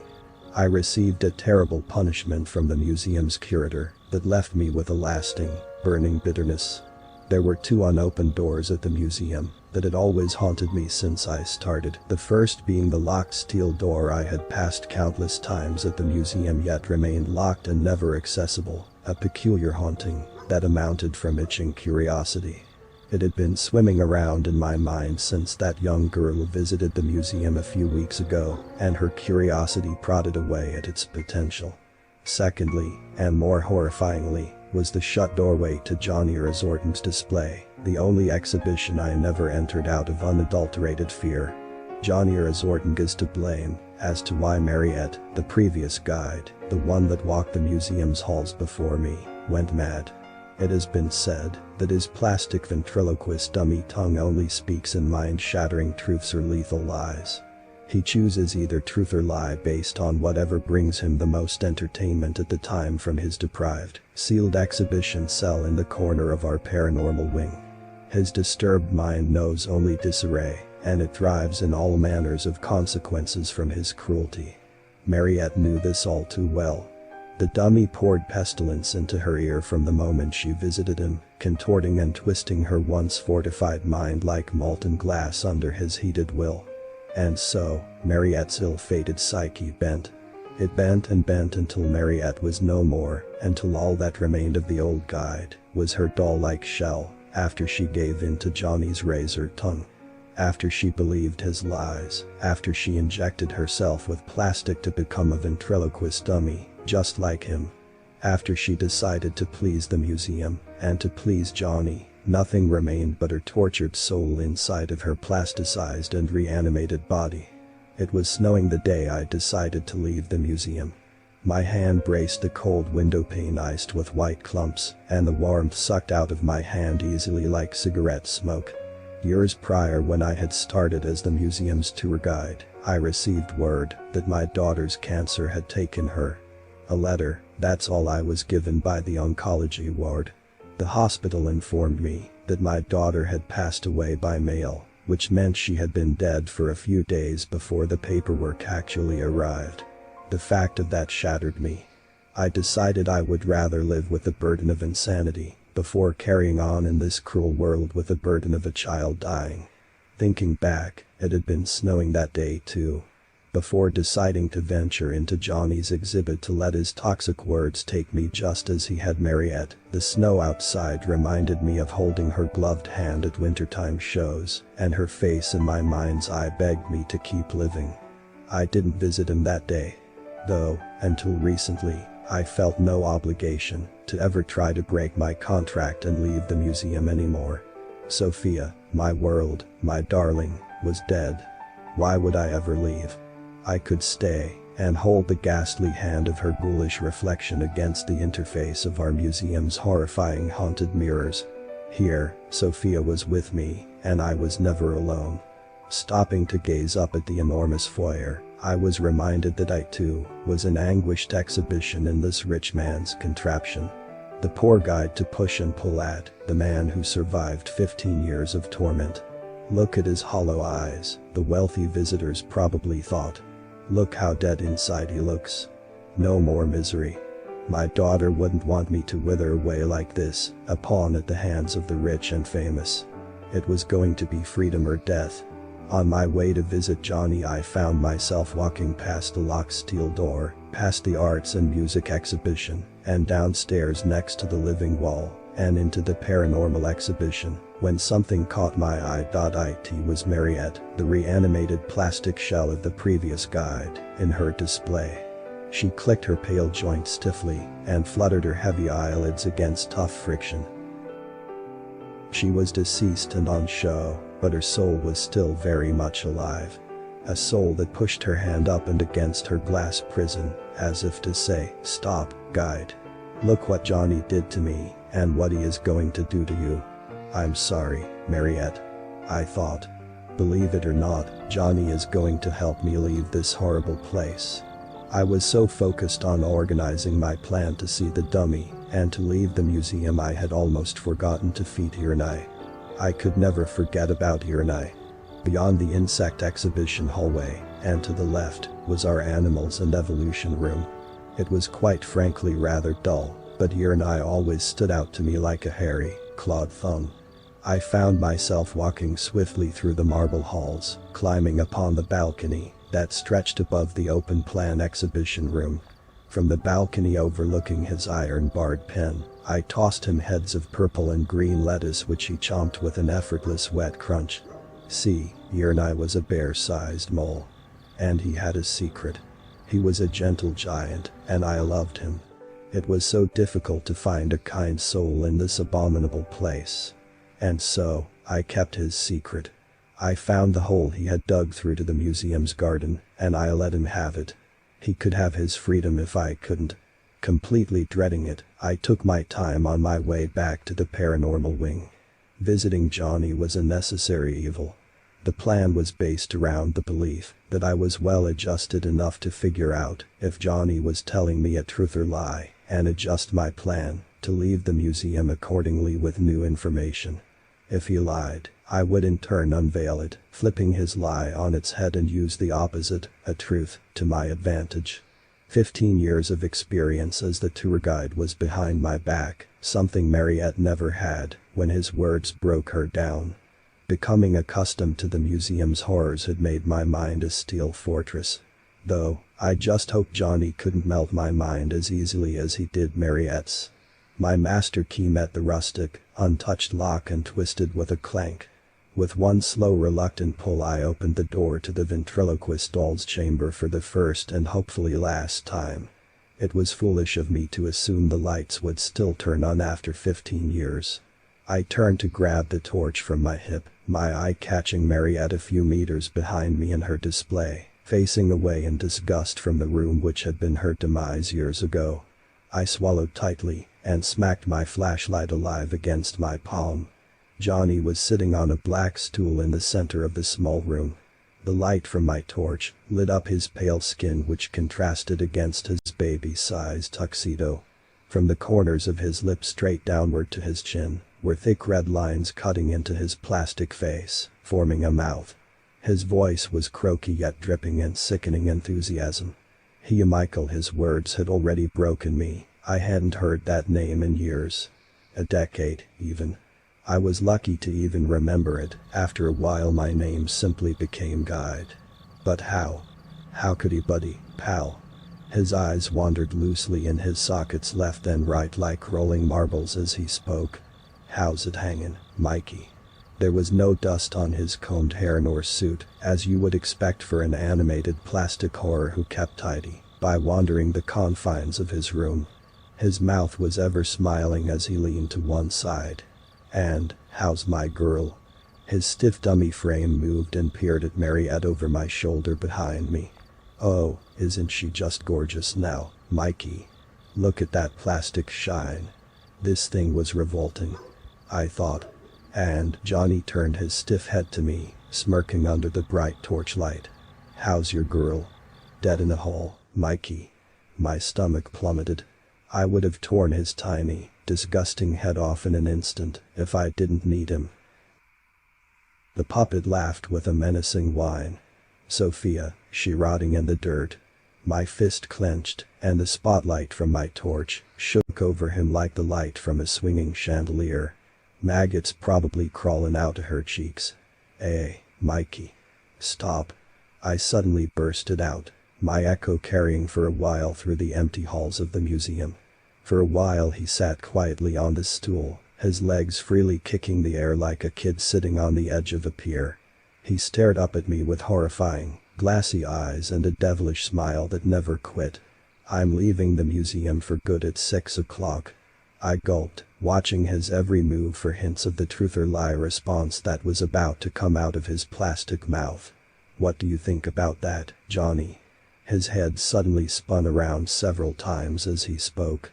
Wow, wee friendo. I have lots to think about. I do. For a while, I watched his puppet eyes roll around and show only white. He was contemplating, of sorts. You won't find any freedom outside, Mikey. His mouth pulled open mechanically and clasped shut as he spoke. Though, you will find freedom. One tiny arm beckoned me to lean closer, and I did.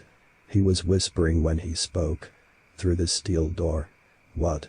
He leaned back on his stool, one plastic square chin dancing in the light as he laughed to himself.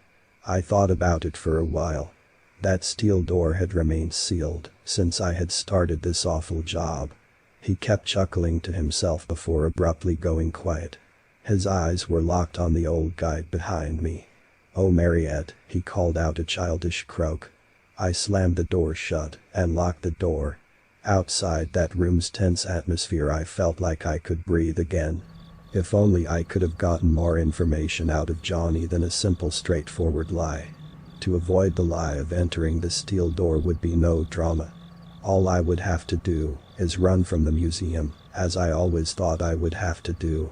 When I checked my watch and saw it was 5 minutes to 6, I came bolting around into the enormous foyer. The guests would be arriving in a matter of minutes. The towering ornate museum door opened with its usual mechanical groan. I pushed past a man with a salt and peppered beard, his blustering coat nearly catching my face in the cold wind.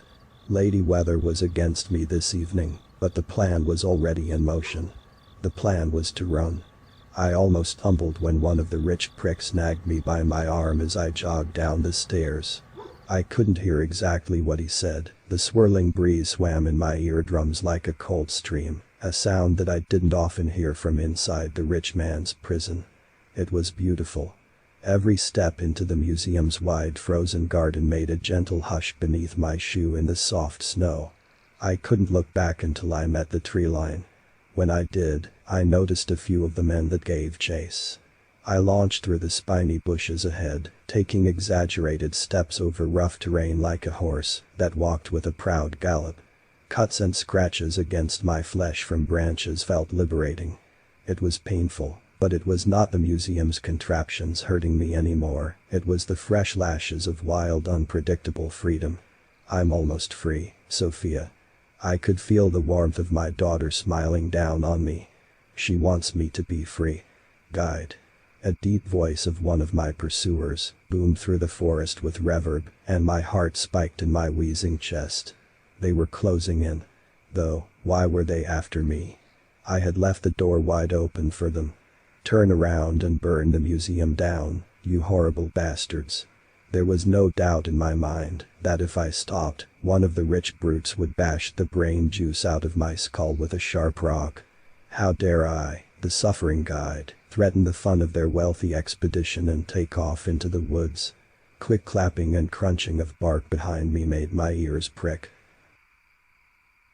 Without warning, one red silk shoulder of my waistcoat was snagged in an angry balled fist before I was yanked backward, making me tumble into mud and muck. I pulled my head up with a groan, my joints aching dully and skin searing like a full-body carpet burn. The museum guest straddling my chest was a mere silhouette, the backdrop of stars behind his head only lighting up graying hair at the edges. His cold fingers met my throat, tightening. Wriggling left and right was hard with legs against my chest. Clumps of snow fell gently onto my face and bites of cold as his hands crushed my neck. I swung and swung at his kidney with my fist, but he didn't let up. The stars above became a blur, and the top of his head filled the bottom of my vision. One of my keys I had clenched between my knuckles punctured his side, and he went rolling down a snowy bank. Gripping my purple bruised throat I stumbled forward, but wheezing meant I wasn't getting enough air to keep up a jog. "Stop," his voice called. With each step the snow had seemingly gotten thicker, though it still gave way to my feet with the same distinct hush. I couldn't let up. Not when I was this close. Yonder the snowy bank in front of me was a large building I had never seen before. It was quite smaller than the museum, bigger than the off-site cottage I slept in during my days off. A warehouse. It didn't take long to limp to it and break inside. The smell of rotten wood and mold inside the warehouse crawled up my nose like invisible, pungent fingers.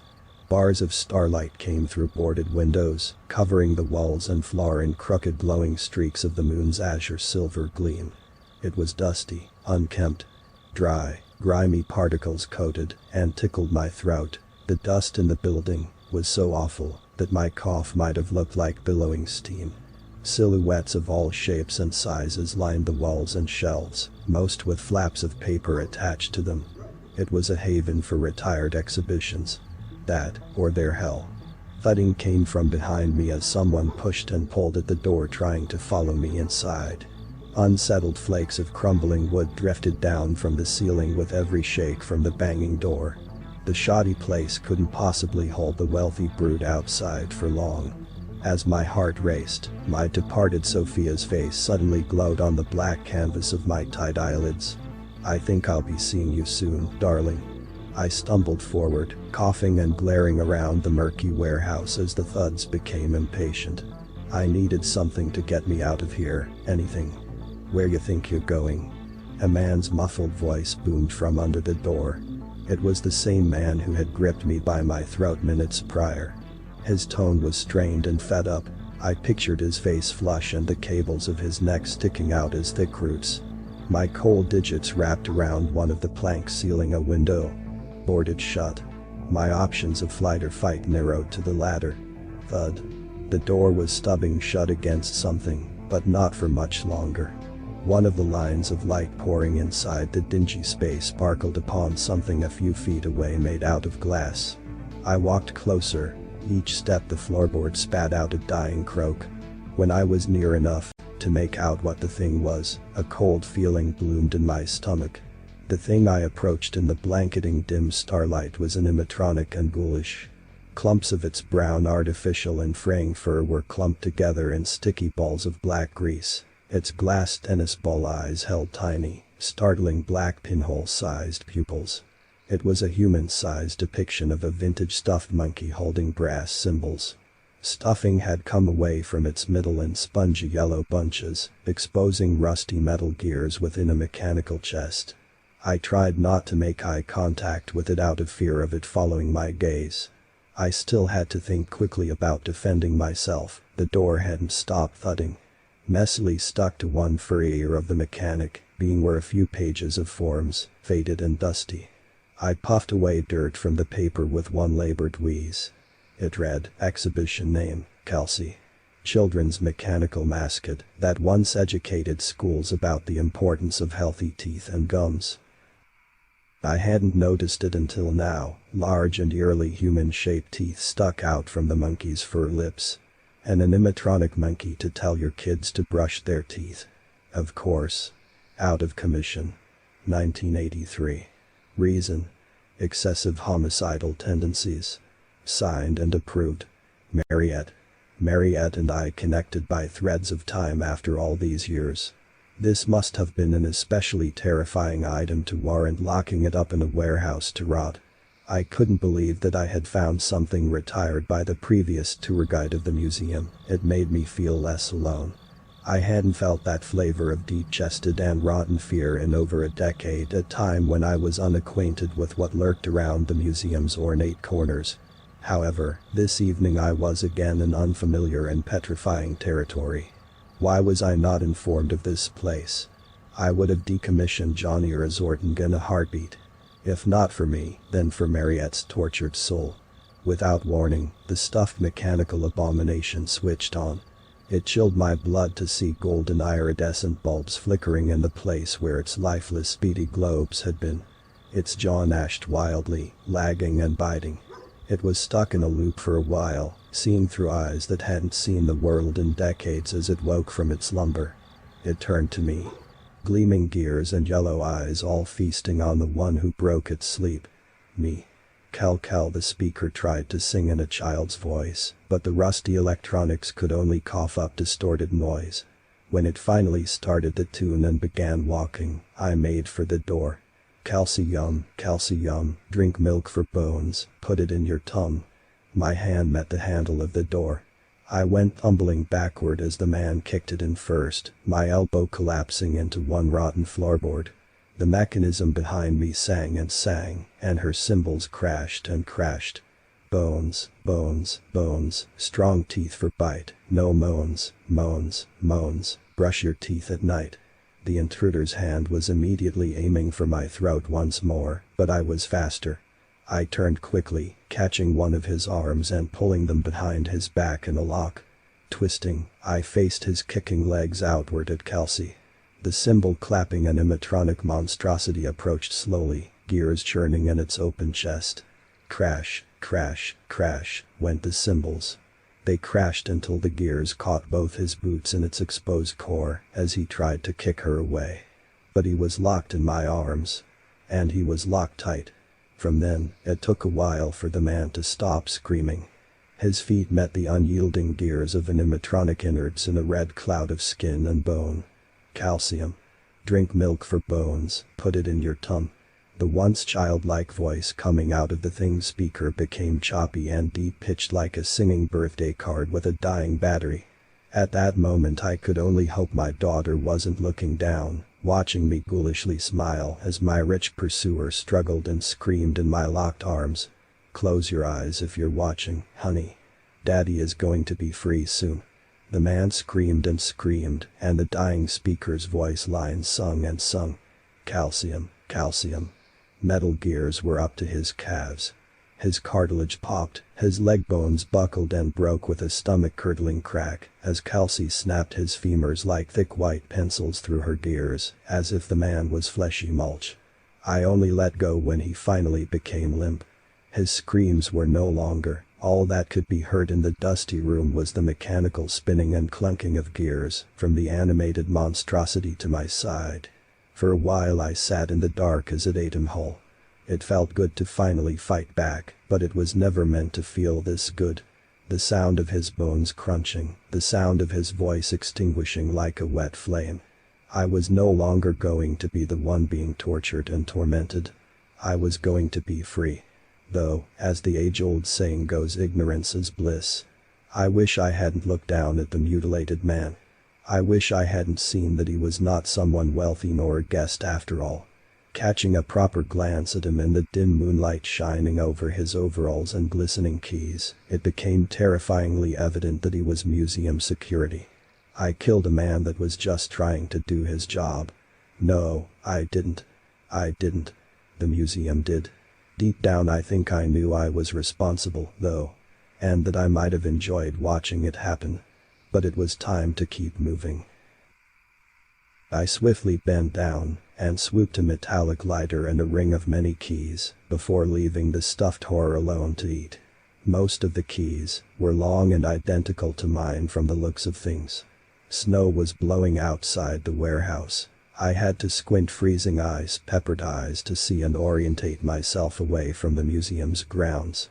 For a while I walked aimlessly in the blistering snow, not seeking a goal, but salvation in as much distance I could make between the museum and myself. The weather was relentless, and I was ill-equipped from the get-go. At some point I had a call with the museum's curator as I stumbled around the barren icy wilderness, but reality bordered with delusion. You can never leave the museum, Michael. The voice was buzzing through the speaker. You two are entwined. My jaw was chattering. I watched the steam from my mouth and lips escape me. This money, the curator continued. The type of money, to let you run something like this. Your contract simply does not end if you leave our borders. Sonny, you should know this." He was speaking in a condescending tone. All I could hear for a while was the clinking of a lighter opening and the curator sucking through a cigarette over the phone. Occasionally, the wind blew a strong gust and pulled away my coat. "I think it is time you expire, boy. OC, we even have a new guide lined up to replace you. It's over. I'm going to be free." My voice was slow and hard to hear over chattering teeth. The curator scoffed. "No, Michael, you're not. I want to thank you for letting those people that are lonely at the top of the financial mountain, those rich and famous who are under constant judgmental eyes, those akin to exhibitions at a museum, letting them truly be somewhere and be someone where they are not themselves. At our museum, they can be the audience, not the newspapers nor the public's exhibitions. And you were instrumental in such success." Breathing didn't come easy. The air swirled and chilled my lungs like inhaling menthol. "I'm going to be free." Words were labored from my lips. "Farewell, Michael." The phone clicked off. I staggered for a while after the call had ended. Hypothermic brain fog had me going in every which way. I had no chance of making it back to the museum in such delirium. Did I want to return, however? No. Of course not. It was cold. And I was tired. I laid down in a pile of snow under a naked tree. The evening's snowy breeze no longer felt like anything at all across my numb face. Just for a little while. I'll sleep in the cold for a little while. I tilted my head back, letting my eyelids drift shut and the stars above sing me a final lullaby. For a while the constellations looked like my daughter's face, and I smiled. If I held a handful of snow tight enough, it didn't feel like I was dying alone. It felt like someone was holding my hand, and the fear started to blow away with the wind. But the snow in my hand was hairy. And it was warm. And it was breathing. A cold pile beneath my arm erupted into the air with a snort, as if from a whale's spout. His brown fur looked unworldly against the field of snow. He couldn't see much with his two black, beady eyes beyond his whiskers, but he knew it was me. And I knew it was him. Yrnai. I swiftly buried into the thin layer of concave snow that Yrnai's pink and brown head came from. It was hard to see anything inside the hole, if at all, but it was a lot warmer than the surface. Inside, the lighter I had pulled from the security guard no longer faltered in any wind in the tight space, and I caught the tail end of the mole's pink paws in the lighter's soft glow as he began to scurry back through the tunnel towards the museum. I crouched to slog through the tunnel using only the lighter and Yrnai to guide me. Warmth returned to my extremities and spread in waves. Coming to think of it, the lighter was not the only thing I had found on the man's body. Upon the keyring I had taken was a peculiar long and winding key I had never seen before. One that I had never owned. A key to the steel door.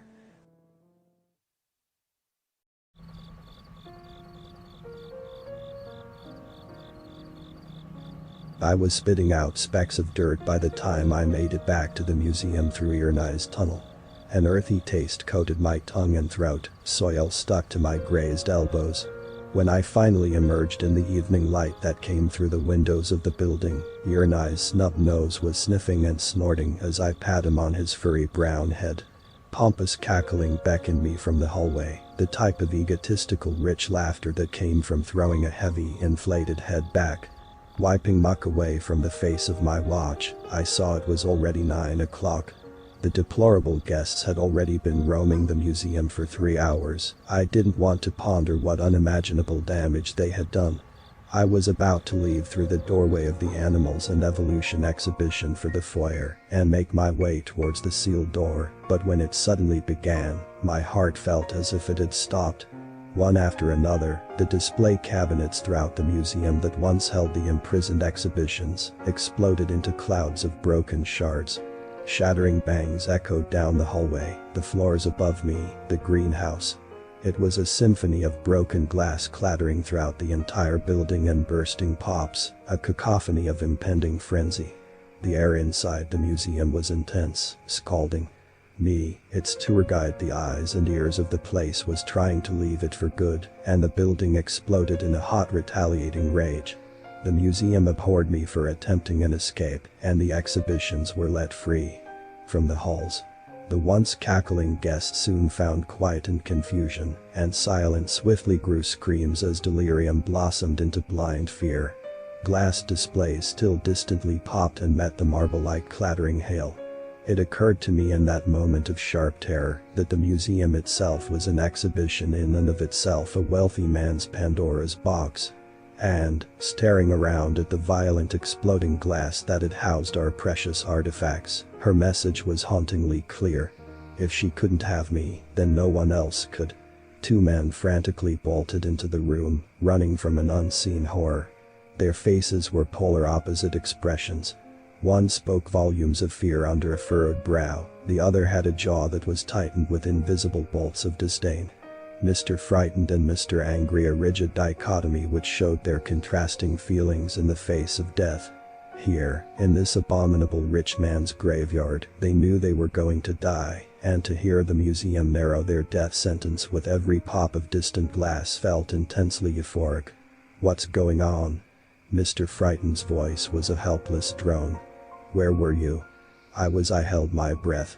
From their demeanor beginning to calm, it was evident that they felt relatively at ease in the seemingly dull animal wing of the museum. I would have felt the same if my eye didn't catch the finger-length chameleon crawling up Mr. Angry's wrist. The other man caught wind of what I was looking at. He looked down at Mr. Angry's forearm, and his bulging eyes looked like they could have fallen out of his head. "Oh, God," the man with the chameleon up to his elbow said. "I've read about these. On the placard." "How did it get?" His voice was shaking. I wiped one sweaty hand on my leg and began to back away. All of this didn't concern me. I had to escape the museum. I had to find out what was behind the steel door. "It's going to bite me, right? It's venomous, right, guide?" Mr. Angry shrieked. "Get it the hell off me," I interjected, stepping one foot back then the next. "No," though it without warning, the man peeled it from his skin, one thumb pushing against the chameleon's neck to expose fangs. Mr. Angry swiped the reptile at the other man with force, and its mouth stuck to his skin like a dartboard. And he laughed. The rich and famous that visited were never going to change, I thought, watching Mr. Frightened squirm and hold the blood that slowly drizzled from the freshly carved holes in his neck. Never. The bitten man looked like a chameleon for a while. At least, part of him did. His wounded neck skin bloomed orange, violet. Scaly flesh beneath his jaw was iridescent in the moonlight. Human cells were never meant for camouflage, and the man was soon testament to that. Mr. Frightened didn't make a sound, only an anguished grimace and pain as his skin cells flowered sage, then ocean blue. The pain was clearly insufferable, enough to turn him mad, enough to want to spoon the bloodshot eyes out of their sockets. Though, the worst stomach-curdling process was yet to come. There was never venom, though the chameleon's bite was turning his skin. When his human shell could bear the stress of chameleon evolution no longer, the blotches of scales that his flesh had morphed into soon became clear as glass. Transparent areas of the man's skin bloomed in circles, growing slowly and easily like puddles in rain. He went to grab a banister with one ghoulishly crystalline hand, but he couldn't have known that the chameleon's contagious clear pigmentation would also make his flesh as thin as paper. Pointy finger bones tore through the tips of his fragile paper skin like spiny white staples as his hand touched the wood, and he screamed and screamed. Mr. Frightened fell to one knee, the only limb that still showed the true color of his flesh. As he toppled over, I saw his liver, his heart. All organs and gore were on show as I stared through his back that looked like a mere translucent veil or a jellyfish. The chameleon's contagious pigment miraculously started to spread to his neck bones and his skull, and his skin and bones bloomed as clear as a window. No sound came out of his mouth when he screamed then, only that of the sickening tearing that came after his brittle see-through neck snapped under the weight of his brain. His head made a splash as it dived from his shoulders onto the marble floor. Watching his facial skin flake away to translucent dust, I was reminded of the venomous glass butterflies we housed in our insect exhibition. I wouldn't be surprised if this was how they originally came into being. There was a brief, satisfying respite after I watched the rich man meet his demise. When my heart and standing hairs upon two shaking arms settled, I recalled how vulnerable he had looked with his organs showing. How scared he must have felt in the moment before his head broke loose from his body.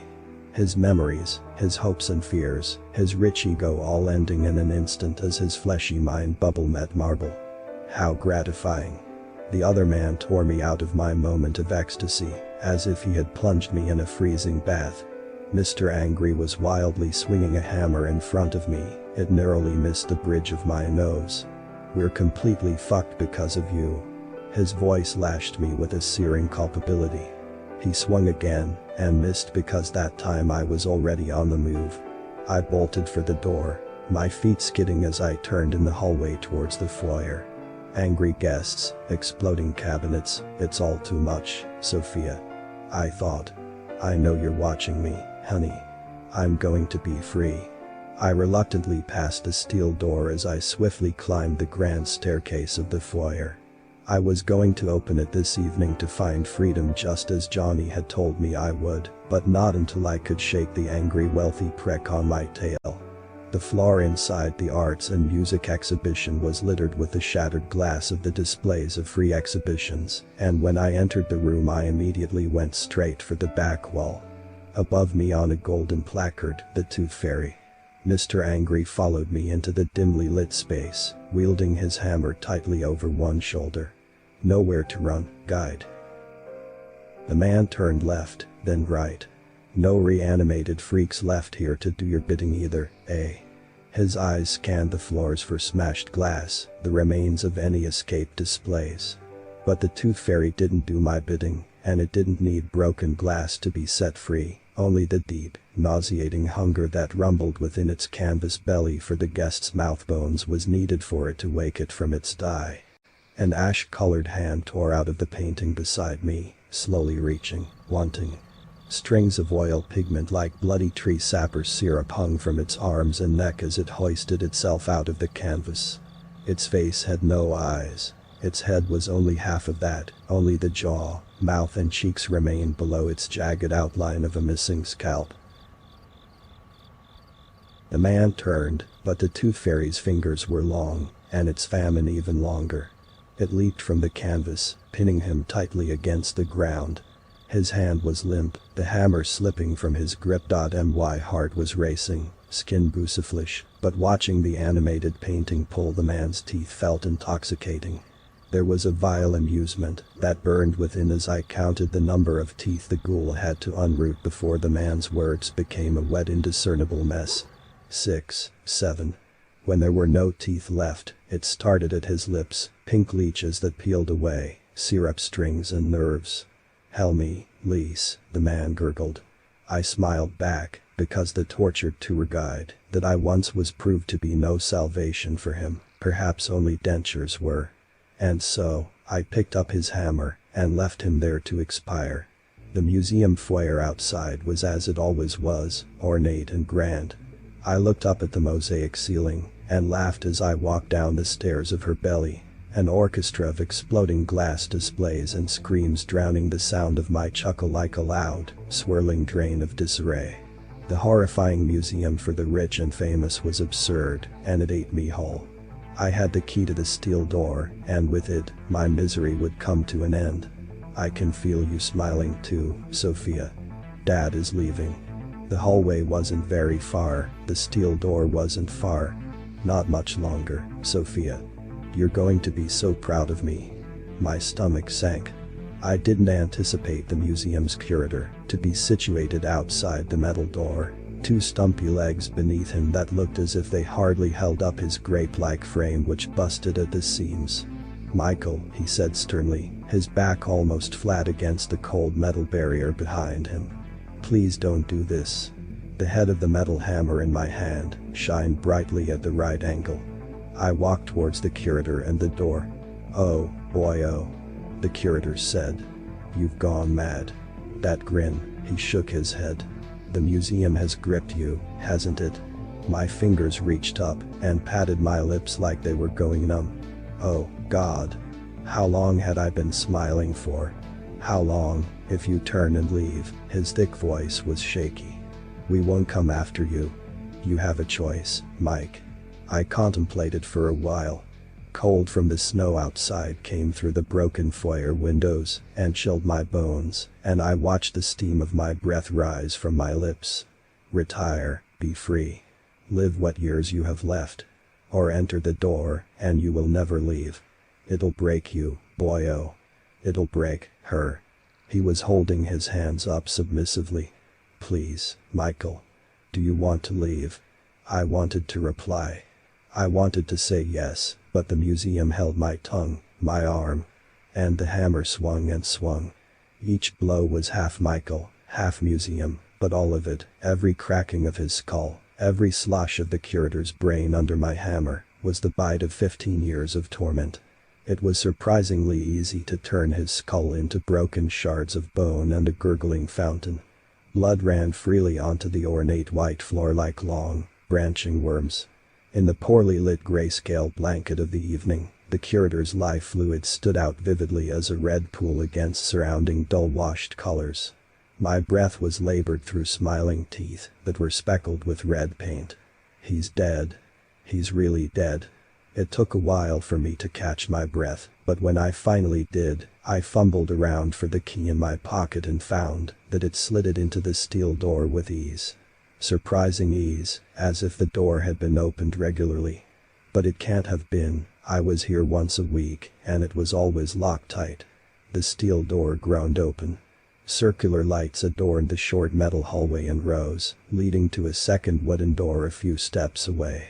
Above the door, a golden placard. It read, "The next." My stomach plummeted. In bold letters, "The next guide." I reluctantly brought myself towards the second door and pulled. If I had been wearing a smile again, it was soon gone. Pink wallpaper plastered the walls inside the space and peeled off occasionally in curled rips, save for one wall that was well kept, most likely because it was decorated with Polaroid photos. The shelves were littered with teddy bears, the ground with clothes, the ceiling with fairy lights. I moved to the wall with the images and braced it with one hand as I peered closer. As I picked up one of the pictures, I caught the scent of iron from the dry blood on my hands. It was dated 3 years ago. Center frame was the curator, slimmer back then, alongside a blonde teenager in a tidy ponytail. They were smiling. Another Polaroid unstuck itself from the wall as I pulled. Upon the white bar beneath the picture there was some writing that was messily scribbled and vivid. Flytrap's birthday. Dated a couple years prior, it depicted the curator and the girl, younger this time, beside our giant Venus flytrap we kept in the greenhouse. This photo had been taken at the museum while I was working. What is this place?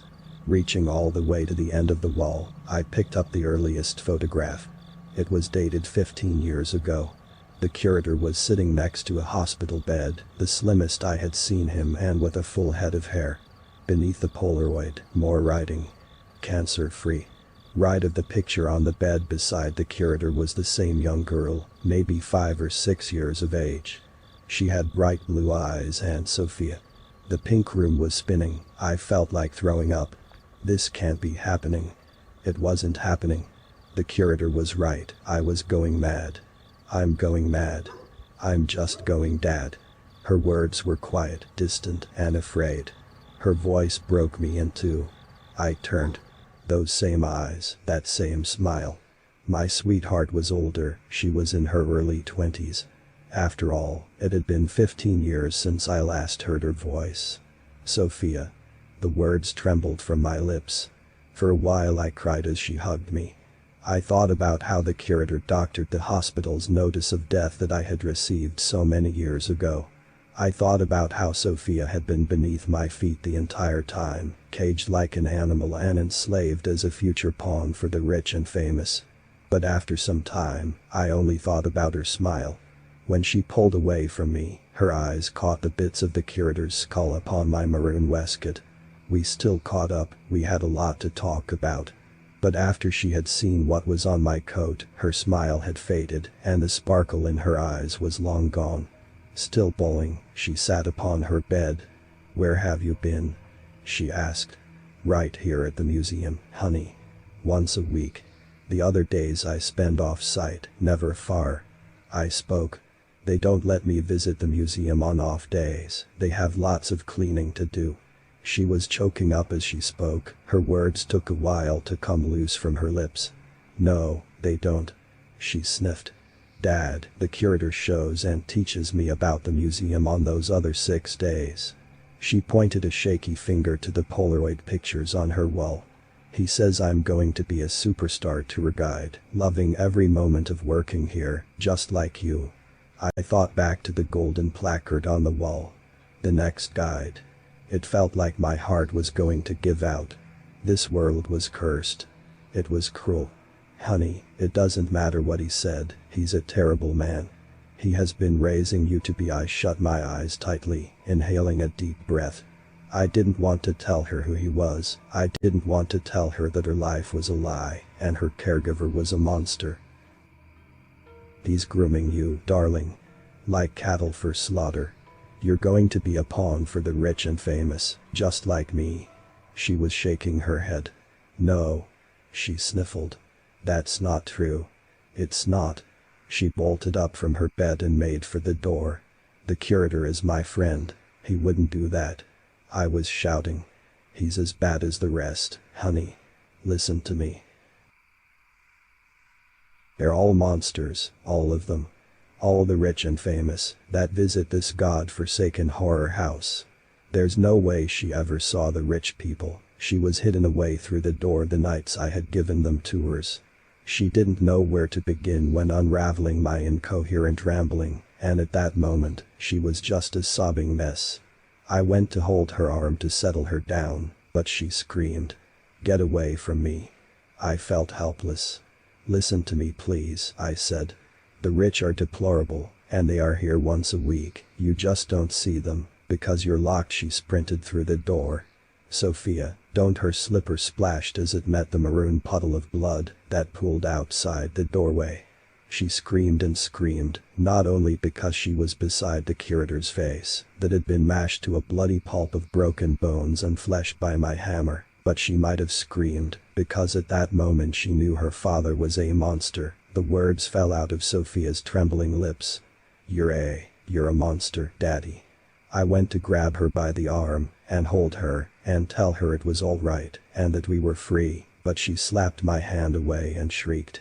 My voice was quiet, pleading. "I'm not a monster, honey." She was backing away from me. Pale moonlight flooded in and painted bloody steps upon the museum's marble floors, where her slippers had been.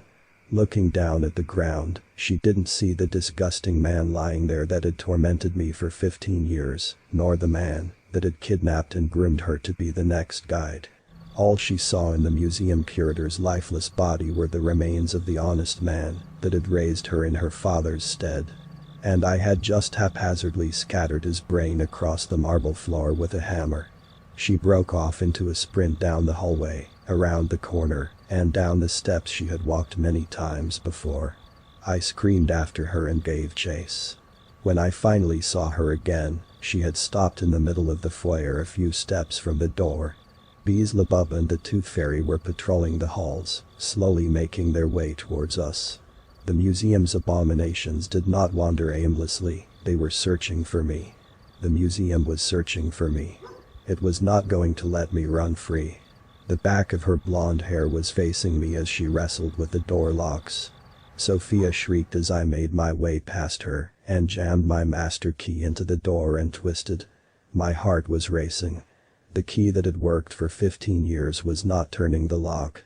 I kept twisting and turning my wrist, cussing as the museum's exhibitions loomed. It would never open, of course. Not this evening.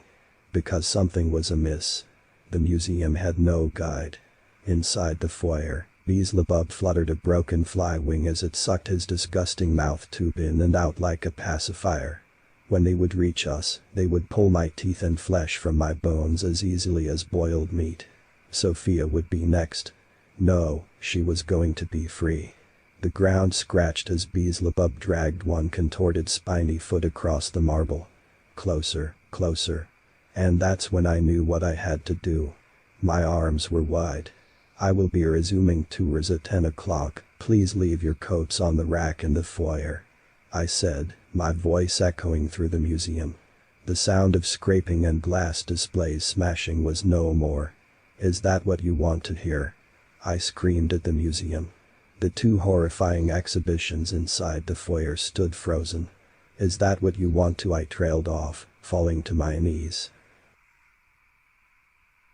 Tears streamed down my cheeks and onto the ornate floor. The museum would have been satisfied with either me or Sophia as the guide, but it was always meant to be me. Always. A clack chimed from the door behind me, and Sophia and I both turned. Snow drifted slowly to the ground through the large doorway to the outside gardens. I managed to make out the gloss of the curator's black sedan underneath piling snow parked near the steps outside. Do you see? I said. I took Sophia's hand and held her cold grip tightly mine. This museum is cursed, the people that visit it are cursed. Reaching forward, I braced her pale cheek with my other hand before she could squirm away. Look at what I've become. Look at me. Staring into her, I saw my sweetheart, my world, my everything. Sophia was here, and she was real. She was alive. Look at me, darling. Tears streamed down my face and met my shirt collar in blotches. I may not be your father, I muttered. Not to you, not anymore. I brushed her hair from her brow. But I want you to know that I love you, Sophia. When her wet eyes met mine, I knew she hadn't seen her dad. She saw the museum. And I'm glad she did, because if she hadn't then she might have stayed. I will always, always love you, my girl. I like to remember her smiling in that moment, but it may have been a trick of the mind. I let go of her hand, leaving the curator's car keys in her shaking palm. You get in that car, and you go, I said. She sniffled and nodded. You go and don't stop until you're safe, honey. Johnny was right about finding freedom through the door, though it was never mine.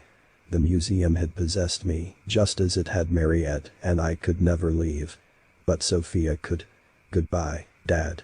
For the first time in years, my smile was warm and genuine. False memories of her future flashed through my eyes as I watched her breathe the cold air on the outside steps. I saw Sophia's first day at a real job. The smile on her face at her wedding. Her children starting school. My eyes followed her as she disappeared into the snowy evening in the curator's car. When I faced the museum, the exhibitions had wandered on, and the building was silent. I put on a ballroom waltzing record before I began sweeping the glass of the museum's cold floors. The exhibitions were free, of course, but it was no secret as to how I survived 15 years of trauma.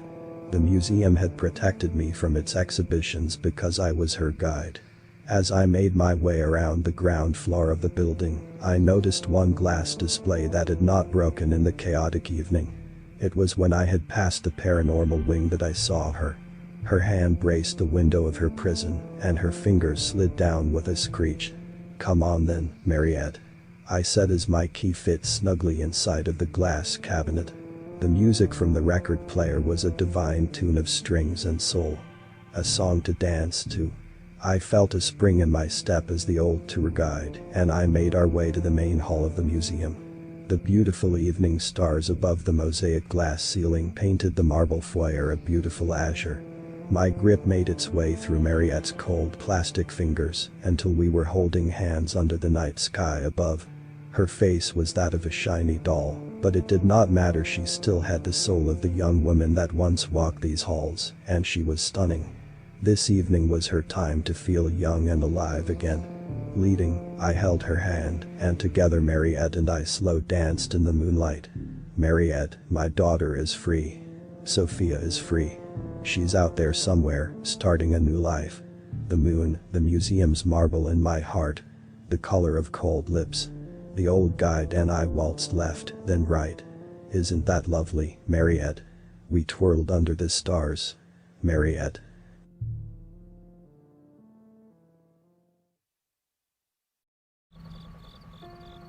My hands keep fidgeting with the little trinket from beneath the table.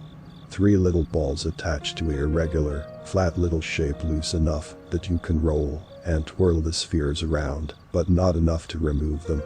The tiny object had no proper function whatsoever other than keeping my hands busy, and in turn it kept me calmer. Or at least I convinced myself it did. The Reverend places a tray with cookies and juice down and takes a seat across from me, the dark table standing between us. The smallest of barriers. My eyes keep flickering around and catching little details of the room. I gulp. "So," he says, flashing me a small smile, "what has been troubling you?" "Something is going around wearing my sister's skin."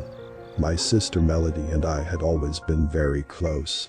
Despite the fact we weren't twins, by some trick of genetics we still looked uncannily alike, up to the point where, if we wore similar clothes, people would mistake one of us for the other. We liked the same kind of music, the same foods, the same games. My childhood was filled with the 2 of us running in the woods that faced the back of our house, climbing trees and chasing squirrels, giggling while the splotchy sunlight that flickered through the treetops painted us with a camo pattern. That changed around the time I was 13. During one of our outings, Melody fell off a tree. The branch she'd been hanging from broke, and she slid to the ground, and then beyond it, when the soil gave in, and she sunk into some large pothole that had been obscured by the tree roots. She screamed as she fell, her voice panicked and strange coming from that natural air pocket, and I screamed back as I flattened myself against the earth trying to get her back. I tried to reach out, lying belly down and stretching my arms into the hole as far as I could reach. I could touch her with my fingertips, but not enough to get a grip on her and pull her out. I didn't really get to talk of it since then. I tried to, just once.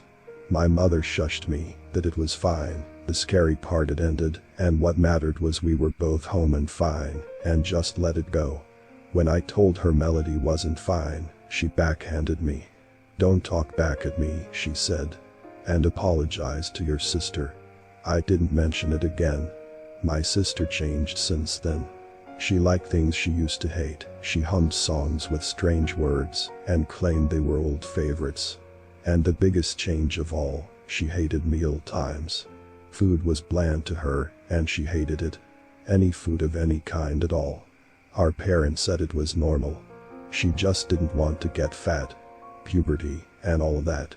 That little age gap between us was finally showing its mark, and it was normal that Melody started having different interests and spending time with other people, while I stayed home with my trinkets and books.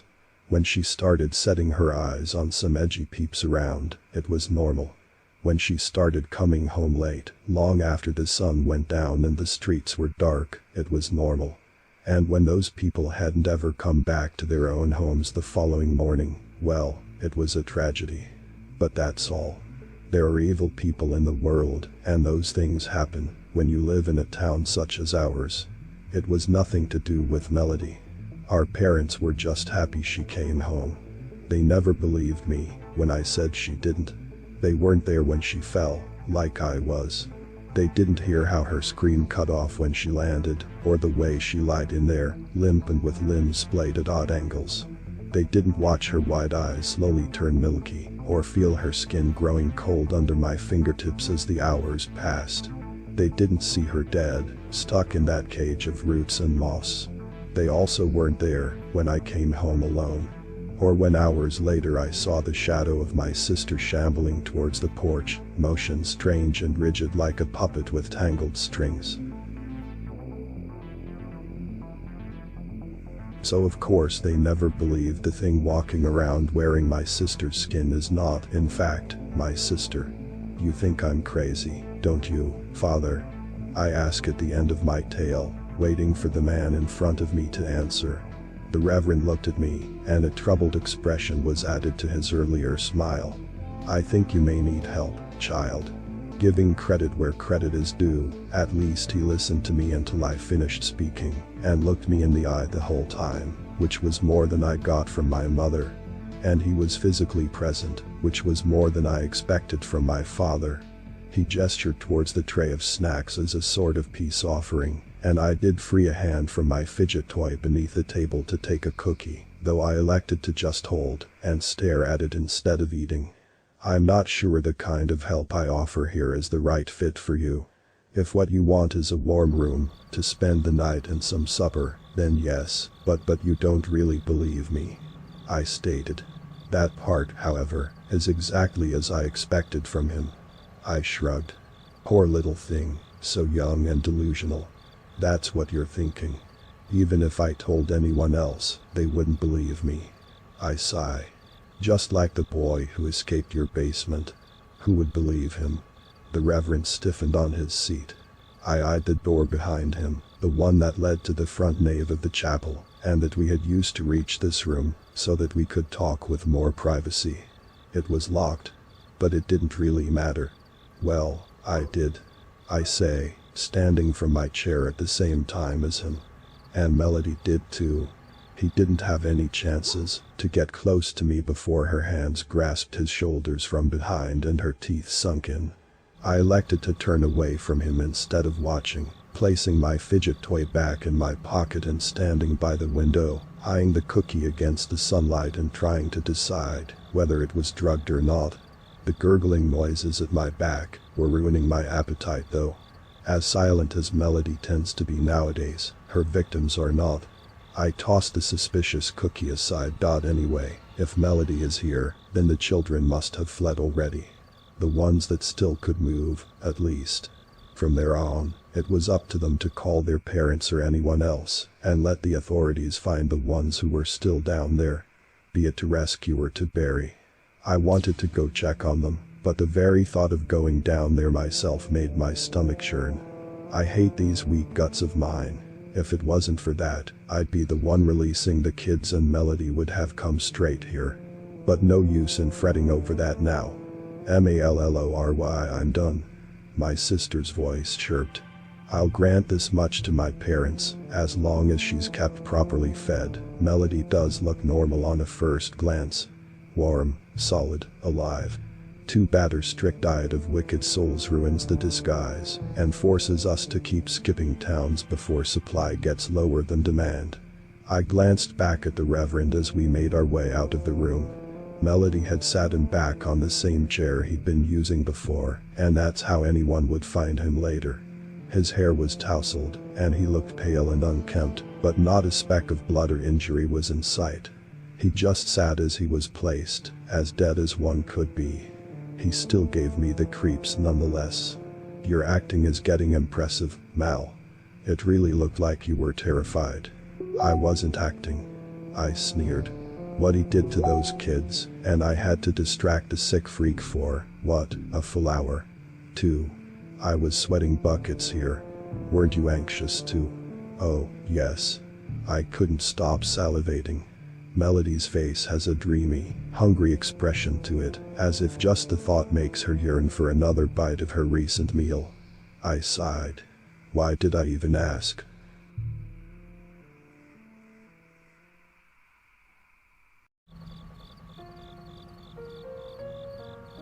I am happy. I say it into the mirror, brows furrowed and mouth pulled into a tight smile. I am happy. My fingers clutch the edge of the bathroom sink, and a muscle twitches near my eye. Something tugs at the corner of my mind. A thought, maybe. It's tempting me to peek at it, begging me to acknowledge it and push it out into the light of day, but I don't. I can't. My mother calls me from the kitchen. Are you ready for school? Yes, I call back. I am. I take another few moments to stare at myself. I burn the image of how happy I am into my memory, just in case I start to forget. It's a big day, after all. The car chokes and sputters as it makes its way to school. I'm in 10th grade, and I have no idea what I want to do with my life, but I know that's okay. It's normal. Nobody does. Except for Maggie Toller and Suki Raj. And David Cho and Adam Wallace. They're going to be doctors and engineers and carpenters and drug dealers. They're going to be happy. We pull into the school parking lot. The van spits out a plume of smoke the size of Jupiter. Once the pollution clears, I open the door and look out over a sea of faces. Some of them are staring back at me. Some of them are snickering. One of them is Maggie taller, and she's waving, all red curls and dimples, so I wave back. My stomach does a front flip. "Have a good day," my mother says. I look her way, and her face lights up with an expression that resembles a smile, but it's not. There's not enough play in her cheeks. She forgets to engage her eyes. "I will," I reply. I use the same smile that I practiced earlier. It's much better. When I look back to the steps, Maggie is gone, and my stomach settles. I lurch out of the car. "Honey," my mother says. She reaches a hand toward me, but stops short, as if she's worried I might snap at her or bite it off. She stares at me. "Things will get better for us, you know." I close the door. The car leaves, backfiring as my mother runs the stop sign and nearly collides with an oncoming pickup truck. It's okay, though. Nobody is hurt. I am happy. The mutters follow me to my first period English class. The voices are hushed, but loud enough that I can hear them. It's intentional. It's by design. Walks like a goof. Saw him staring at Maggie's ass. Smells like a dead animal. We'll get him after school. I listen to Mr. Yu discuss the significance of metaphor in literature. He spends the hour comparing Animal Farm to Twilight and demanding why we waste our time reading the latter. He says it's dumbing us down. He says it's a problem. I've never read Twilight, but I smile, and not all the same. He asks me to define the word metaphor, and I do my best, but I get the answer wrong. Somebody laughs. Why wasn't I listening earlier, I wonder? What's wrong with me? What a dumbness. I am happy. At lunch, I get a table to myself. It's good because it means I have personal space to come up with 10 different metaphors for Mr. Yu. The cafeteria is loud. Too loud. I try to focus on my paper and pen, and I scratch down my favorite metaphor to get started. It's raining cats and dogs. I look at it and smile. It makes me think of my sister before the horror took her. I wonder if it will take my mother too. The other examples don't come easily for me. My eyes scan the definition of the word over and over, but my mind draws a blank. I can't think. I can't focus. I wonder where Maggie is sitting today.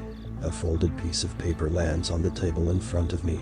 I look up to see where it came from, to see who dropped it, but I can't tell. There are too many people moving around, too many faces swimming, and too many voices drowning my concentration. I open it up. There's something written on the inside, hastily scribbled and messy. It says, "You're dead," in pencil gray. A stickman is lying beneath the words, surrounded by 3 other stickmen. They're stepping on him, kicking him. Red pen strokes paint the page haphazardly, trailing from the crying man on the ground. I look closer. The other stickmen are smiling. They're happy. Something pulls at the edge of my thoughts. I ignore it. The bell rings, and school is over. I gather my things and pull my backpack up and over my shoulder. It's heavy and awkward. It takes me 3 tries to get it right.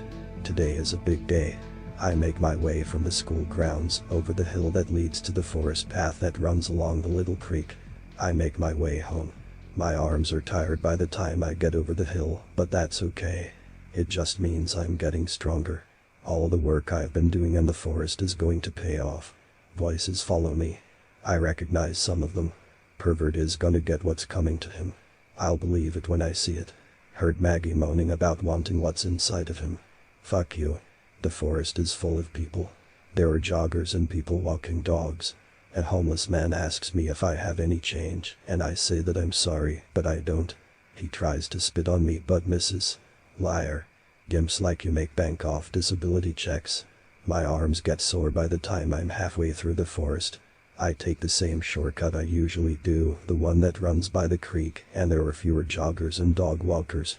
I get nervous, but the babbling sound of the water helps me relax. Today is a big day.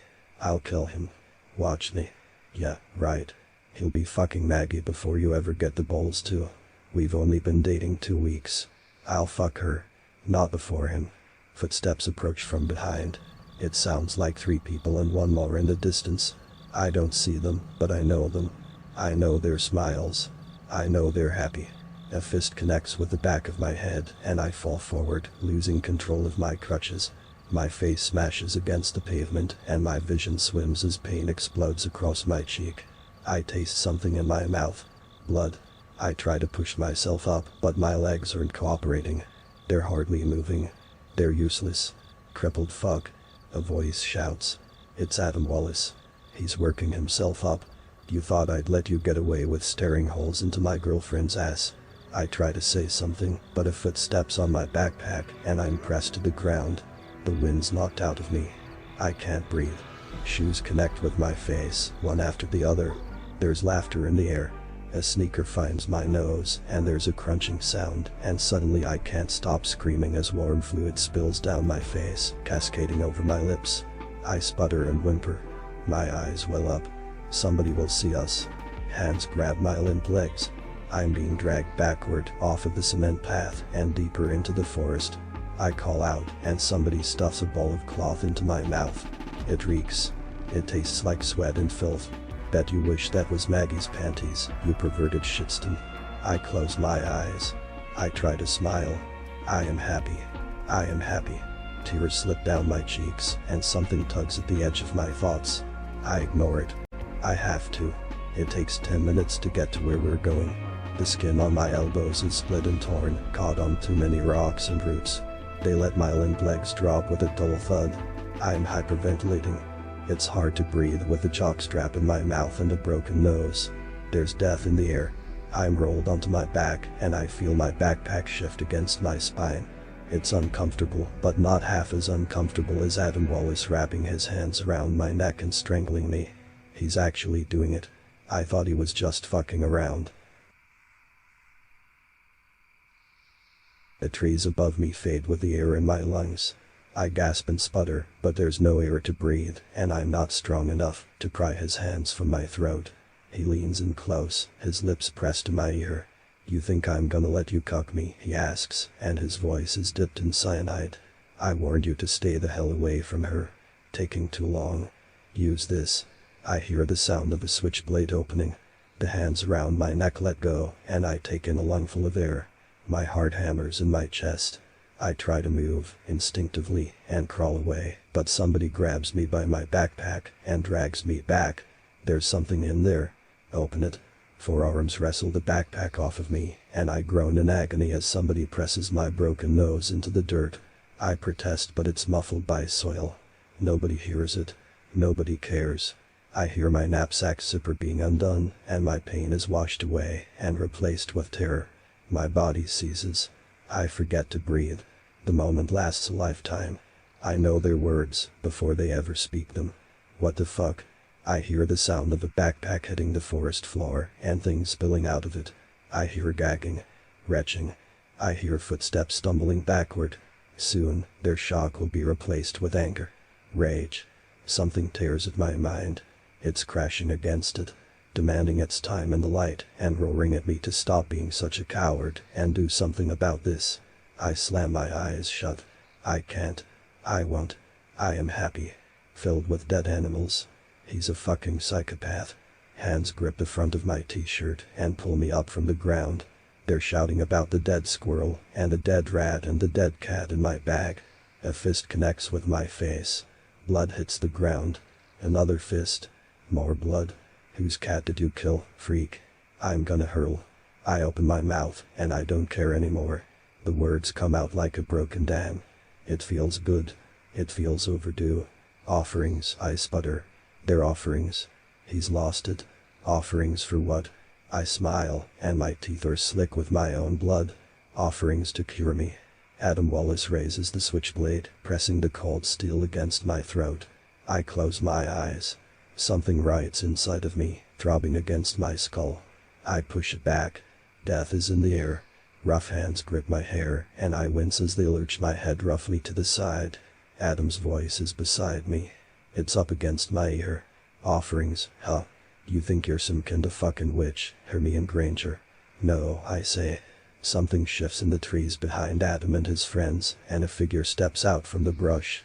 I recognize them. They've been following us since we left the school. Sucky recognizes them too. He tries to step in front of Adam and me, block us from view. Words fall out of his mouth. He's giving her an explanation, maybe. A reason things aren't as bad they seem. He's interrupted by a horrible, wet-sounding jab. Then another. There's a series of 4 slick rips, like a pen tearing through paper or a knife cutting into skin. A gasp. Jesus Christ, Maggie. Adam clambers off of me. What's wrong with you? She fucking killed him, Adam. Sucky falls to the ground. I close my eyes. I am happy. Warm piss soaks the dirt beneath me, and my limbs tremor with anxiety. I am happy. There's the sound of panicked feet, but it's going in the wrong direction. It's running away from me. The person's muttering and whimpering, and I think it sounds like Adam Wallace, but I can't be sure. Somebody else is struggling now. 2 voices dance together on my left, just past my vision. A boy and a girl. It's David, Joe, and Maggie. They're grunting a symphony of dying breaths. I hear dirt shift and leaves crack beneath stirring footsteps, and a smack of limbs grasping limbs. There's another wet jab, and a body drops. David asks, why? Another slick rip. The knife's tearing into him over and over, and he keeps asking why. Why are you doing this? He cries. Why me, Maggie? I hear his skin split twice more, and the questions stop. A girl steps into view, standing above me. Her hair is a wild red, and her face is speckled crimson, just like the knife in her hand. She reaches down, and I think she might help me up, but instead, she starts placing the dead animals back into my bag, one by one. You forgot the rabbit, she says, and her voice is colder than winter. Her eyes appraise me, but they're missing something. They're empty. That demon will kill you, you know. Just like it killed your sister, and just like it'll kill your mother too. Unless you give it to me first. I know, I say. I'm trying to. She pouts her lips, folds her arms. A doll hangs from her neck, and it's dressed in pins and needles, and it looks like me. I told you 3 offerings, didn't I? She looks around. I count 2 and a bag of roadkill. Adam. I have to roll over, so I don't choke on the blood spilling into my throat from my broken nose. I can't, I cough. I can't catch him on crutches. Then don't, she says with a sneer. Something tugs at my mind. Close my eyes. I clench my fists. I want to scream and lose control, but I can't, because if that happens, then I'm not happy anymore. People I love will die. They always do. Can't you get him? I've already done my part. The spell is specific. The final offering dies by your hand, or your nightmare doesn't end. Her mouth splits into a wide smile. You don't have to kill him alone, though. I stare at her, and I don't have any words to fight back. She kneels next to me, and runs a hand through my tangle of hair, gripping it painfully. She's smiling, but she's not. There's not enough play in her cheeks. She forgets to engage her eyes. Now or never. I can't. Sure you can. I whimper as the knife plunges into me, again and again. There's a ripping sound, followed by another, and another. I clench my eyes. I ball my fists. I am happy. I am happy. The knife sinks into me once more, and this time Maggie fishes it around my stomach a while. It twists, and I scream. I thrash and roar. Something escapes. It pulls itself over my bones, wraps itself around my mind, and extinguishes my thoughts, before whispering madness into my ears and breathing violence into my lungs. I am not happy. And neither is it. Don't be afraid, Madeline. I'll be right here with you every single step of the way, okay? I assured her, while squeezing her nervously shaking hand. Yeah, she whispered while nodding and squeezing my hand in return. She turned her head to look at me. And thank you, Doc, for everything, she said while beaming with a smile. Madeline had all the right in the world to be nervous. After all, this was her first pregnancy at the relatively young age of 23. She'd informed me the father had fled after discovering her pregnancy, and her parents apparently lived too far away to attend today. That left her alone at the hospital, with nobody to support her except for me, and I would do everything I could to make sure she felt comfortable. At that moment we were on our way to the labor and delivery room, and I trundled her along in the wheelchair she'd been prescribed. She wasn't in a state to walk considering she was already going into labor. Once we arrived into the room, the 2 other nurses present helped Madeline settle into the birthing bed. We measured Madeline's vitals such as her blood pressure and heart rate with the necessary medical equipment, then we hooked up the fetal monitor to her belly to measure the contractions, and best of all, the baby's heartbeat. Despite her labored breathing, Madeline smiled at the reassuring sound of the steady drumming of the heartbeat. After a few minutes I assessed whether her cervix had dilated adequately, then gave the thumbs up to the other nurses. She was ready to push. "It's time," I nodded across to Madeline. Only about 20 minutes later, after bouts of pushing, the baby's head had finally peeked through, though it wasn't completely out yet. "The baby's crowning," I communicated to the nurses. Finally, after one more push, the head popped out onto the bed. I blinked, dumbfounded at the sight of the tiny head, detached from the rest of the body. It rolled around for a few seconds on the bedsheet, before coming to a standstill. The rest of the nurses blankly stared at the baby's head too, silent and still as they watched. The head appeared to be severed halfway at the neck, and blood dripped from where it had been decapitated. The baby's eyes were open and unblinking, glassy orbs that were devoid of life. My gut churned at the sight, and I had to suppress the overpowering urge to vomit. Unfortunately, one of the other nurses couldn't stomach it like I did. I watched as one nurse, Larissa, hurried over to the edge of the room, bent over the trash bin and spewed out whatever lunch she tried to keep down. The other nurse, Thomas, had his mouth cupped in his hands, and his saucer-sized eyes were wide open in shock. I imagined I didn't look too different from Thomas. My jaw hung limply open, and my eyes were fixated on the ghastly sight of the baby's head. I was interrupted from my stupor by Madeline's voice. "What happened? Is the baby all right?" Madeline was confused, which meant she hadn't yet seen what happened. My assumption was she was too weak to lift her body up to look at the baby's head at her feet. For now she was oblivious to the horror the rest of us witnessed. I fumbled for words to explain to her but failed, so I decided that the best way was to just show her. With trembling hands I picked up the baby's head, thankfully I wore rubber gloves, and inched closer to Madeline. With each step, blood dripped like viscous goo from the baby's neck onto the floor. Finally I reached a position where Madeline could properly view what hid in my cupped hands. At first there was simply silence. Madeline stared blankly at the lifeless eyes of the baby for a few seconds, as if unsure of what to make of the sight. Then something within her snapped. Her mouth stretched taut, and she summoned the most haunting, shrill scream from the depths of her lungs. I never knew a human was capable of making such a harrowing sound. I even had to drop the head to cover my ears, though that wasn't enough to shut the noise out. I don't know how long the screaming lasted for, a couple of seconds, or maybe an eternity. Suddenly she stopped, and it was dead quiet. My eyes darted toward Madeline, who now sat motionless in bed, her arms hanging limp by her sides. Slowly, her eyes began to shut, her head lolled to the side, and finally her body collapsed in a heap onto the bed. She'd fainted. I bolted to her side and began furiously tapping her face, but she was unresponsive. Madeline was like a candle that had been snuffed out, and I didn't know how to revive her. I tried to rack my brain for a solution to her state. Surely something I knew in all my years of being a doctor could be of help. But my stunned brain had nothing. Just as if things couldn't get worse, I heard Thomas's trembling voice call me in a frail whisper. "Doc." I turned to face him. His eyes were nearly bulging out of his sockets as he stared at something I couldn't see by Madeline's feet, around where the head had been. He didn't speak, he just pointed at it with a wavering arm. I rounded the bed in order to see what he pointed at. A long spindly arm had appeared from the opening where the baby's head had popped out. It snaked across, clawing its fingernails along the bedsheet until its head soon popped out, then the rest of its small body came tumbling out. It laid unmoving on the sheet, encased within a wet web of amniotic fluid. The first thought that struck me to explain what it could be was that it was another baby. But as I cautiously stepped closer to peer at the body, I realized whatever it was couldn't have been a baby. Or maybe it was a baby, once upon a time. It looked more like an abomination.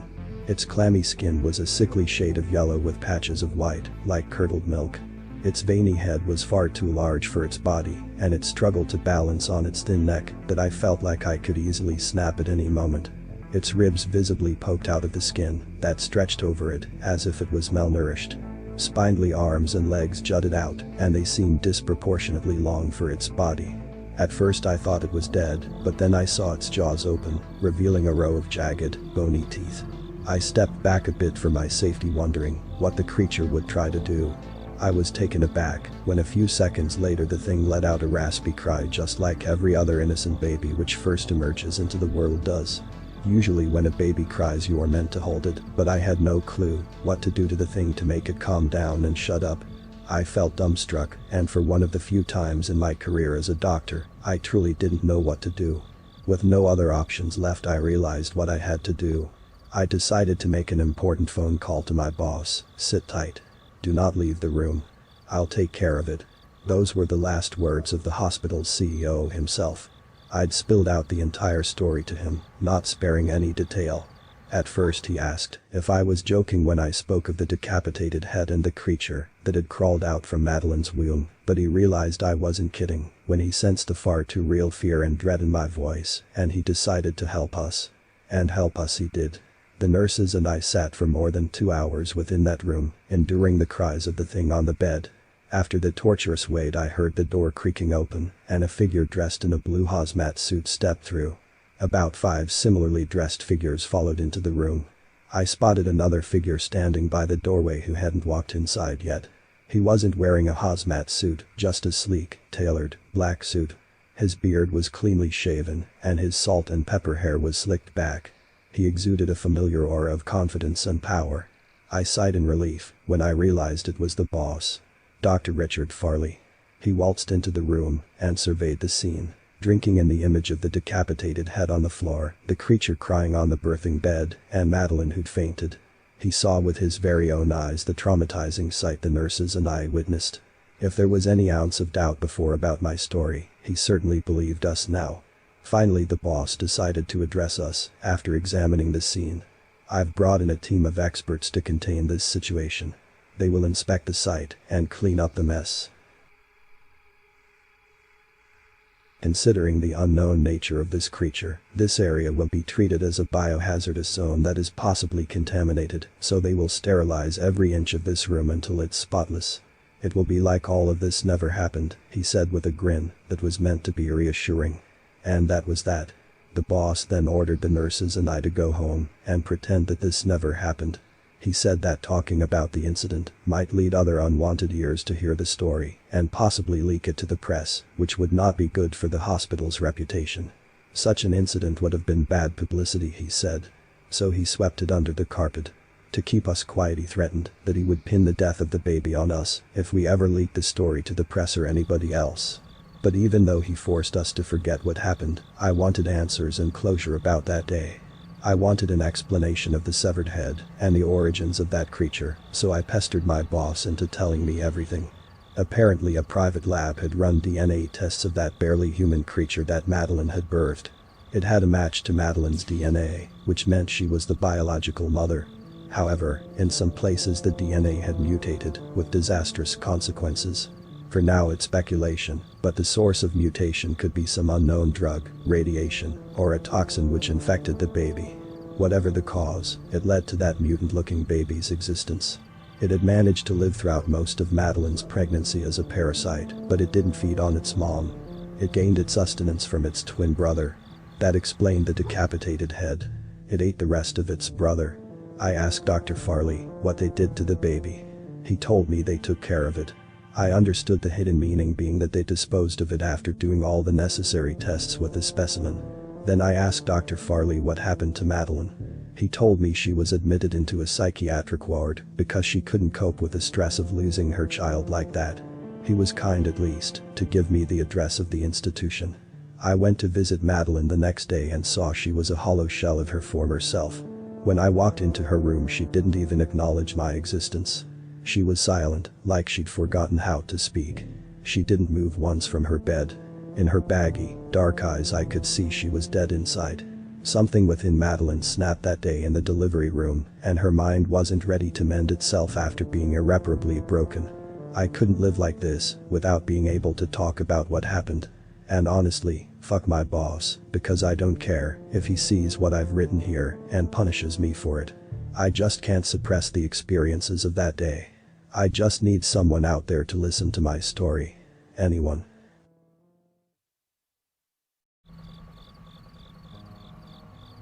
Growing up, Mother showed me and my sister how to balance a pebble on our foreheads when we were lying in bed at night.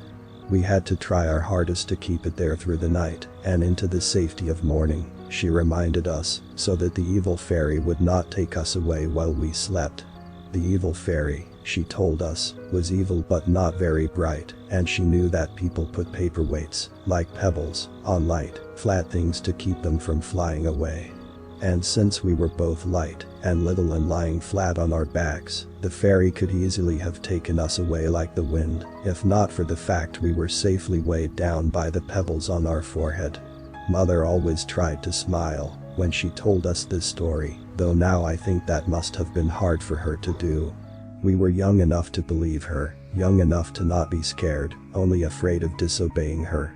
The pebbles had to be right where she could see them, glowing faintly in the dim radiance of our night light. This, she told us, would be our protection. Sometimes, when we were still learning to balance, Mother would dab a bit of white glue or toothpaste under the pebble to hold it in place, and we would have to wash it off in the morning. We couldn't do more than that, no ribbons, no elaborate restraints, since anything of that scale would clue in the fairy that this was no longer a paperweight, just an extension of ourselves, like a headpiece, and readily take us away. Claudia, naive and pure as she was, giggled every time our mother told us this disturbing story, while tucking us into bed in the room I shared with my sister. I used to laugh as well, at least in my mind, but later on I was old enough to notice the tired look in Mother's eyes, the dull gleam of fear, the way she never missed a night to remind us, warn us, of our little bedtime ritual, even when she was working overtime at the factory and would be home late, later than our bedtime. She would call Ma'am, our grandmother, after dinner and have her remind us of our little routine before bed. She insisted on it.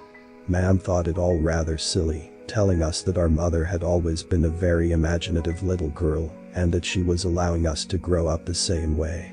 Whatever she thought of it, she let it continue, always dismissing it as a bit of good-natured foolishness. But I knew otherwise. Mother was trying to tell us something important. But she wouldn't tell us more than what she told us every night, even though she could tell I was beginning to believe her and could be trusted with the truth. Perhaps that was the truth, nothing more or less. As a good elder sister, I tried to help out and make sure little Claudia did as she was told. I tried to take it as seriously as I believed Mother took it. Even as early as then, I knew that for as long as I lived I would follow the pebble ritual at bedtime. During the daylight hours I could still almost feel the cool, reassuring weight of the pebble on my forehead as I went about my business. That sensation was the feeling of having survived another night. It grew to become a palpable feeling. It was almost like I could glance into a mirror and see the round impression on my skin. It was a mark of honor, of duty, of memory, of life. Despite all that, I'm not quite sure if I ever obeyed out of any real belief, at least not when I was younger. Call it superstition. Old habits, perhaps. Or a reminder of our mother, after she had died, even before Ma'am did. I'm sure Claudia would have continued to follow in my footsteps if she were still around. I was quite sure of that. But I wasn't sure of other things. I wasn't sure if all this time Mother had been hiding the warding off ritual underneath the guise of a children's game.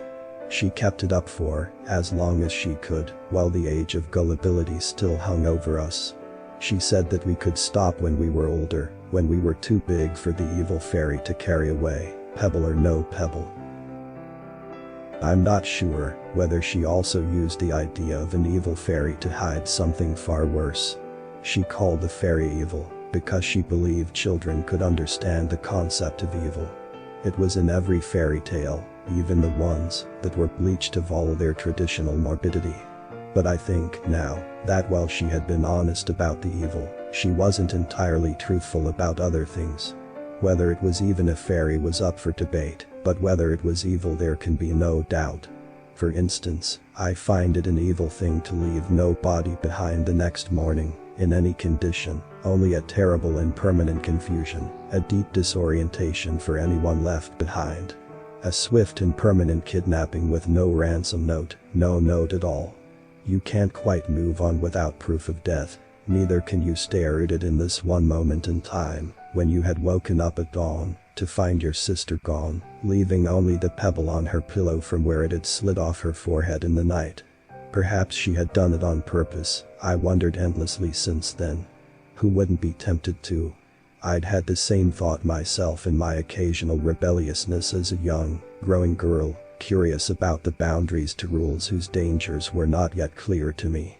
It was easy enough to achieve, a mere tilt of the chin, a slight turn of the head, and the pebble, unglued, would slide right off.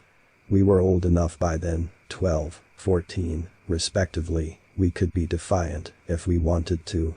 Only she, sweet and sour Claudia, had decided to follow through with what to me had merely been a thought, a passing fancy. But I'm sure that if she came back from wherever she had been taken, she would have continued to do as I did. I wrote her name on the pebble along with a little heart and kept it on my nightstand for years until Ma'am died. I was truly alone then, and I made up my mind to bury it in lieu of a body. But I wouldn't bury it next to where I buried my mother's and grandmother's ashes in the plot of ground behind our little house. Claudia did not belong there. In life, Mother insisted the pebble stay simple, unpainted, unadorned, as smooth and perfect as the day we fished them out of the old wishing well, really a fountain in an old park that had shaped them beautifully over the years when the water still ran. We had to find ones that didn't have names scratched or painted on them. If we accidentally pulled a named pebble out of the water, we had to kiss it before tossing it back in. We were 4 and 3 years old when we chose our pebbles. We kept the same ones for years until my sister disappeared. I don't think anybody ever told us why some pebbles in the fountain had names and some didn't. It seemed right, for some reason, like it was exactly as it should be. I do recall wondering about it, of course, and if I had ever asked aloud, I'm not sure. Mother must have given us one of her famous non-answers, because I don't recall the reply either. She got the same way whenever we asked about our father, whom Claudia and I had absolutely no memory of. She had no end of non-answers then. Ma'am would outright clam up and tell us in her rare, cold voice not to speak of it again. I cried once when Ma'am gave me that voice, and later that night, as if to apologize on her behalf, Mother told us a different story to explain why we didn't have a father. It was because a fairy had given us to her when we were babies. A good fairy? Asked little Claudia, and Mother paused, thought about it. Then she smiled. Yes, dear, she said. A good fairy. She said she had made a wish at a wishing well. After she had me, she was so delighted she went back to the well 2 years later and got my sister. I liked this story, and so did Claudia, until we were just of the age that we knew where children actually came from and began to understand as well why Ma'am had been so disappointed in our lack of a father in the picture. Some of our classmates had the same situation at home. The only difference was they didn't have to hide under a pebble to keep their mother's secret. I think this was when Claudia let the pebble drop. Years after that empty morning when I was sure my sister would not be coming back, I knew I had to write her name on the pebble she had left behind. Like everything else about the fountain, the pebbles, the fairy, both good and evil, it made sense to me without explanation. I suppose I got that from my mother and her imagination.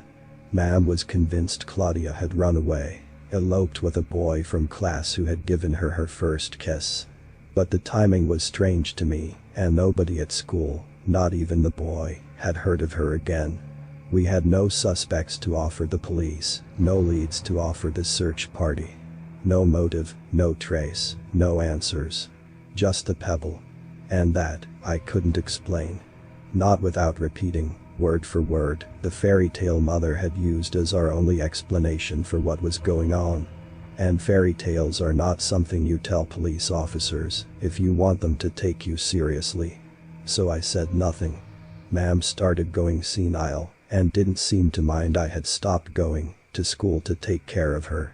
It was hard being in that house after Mother died, pneumonia, just 2 years before Claudia disappeared. But it was harder to be at school for some reason. I slept for days and cried for nights.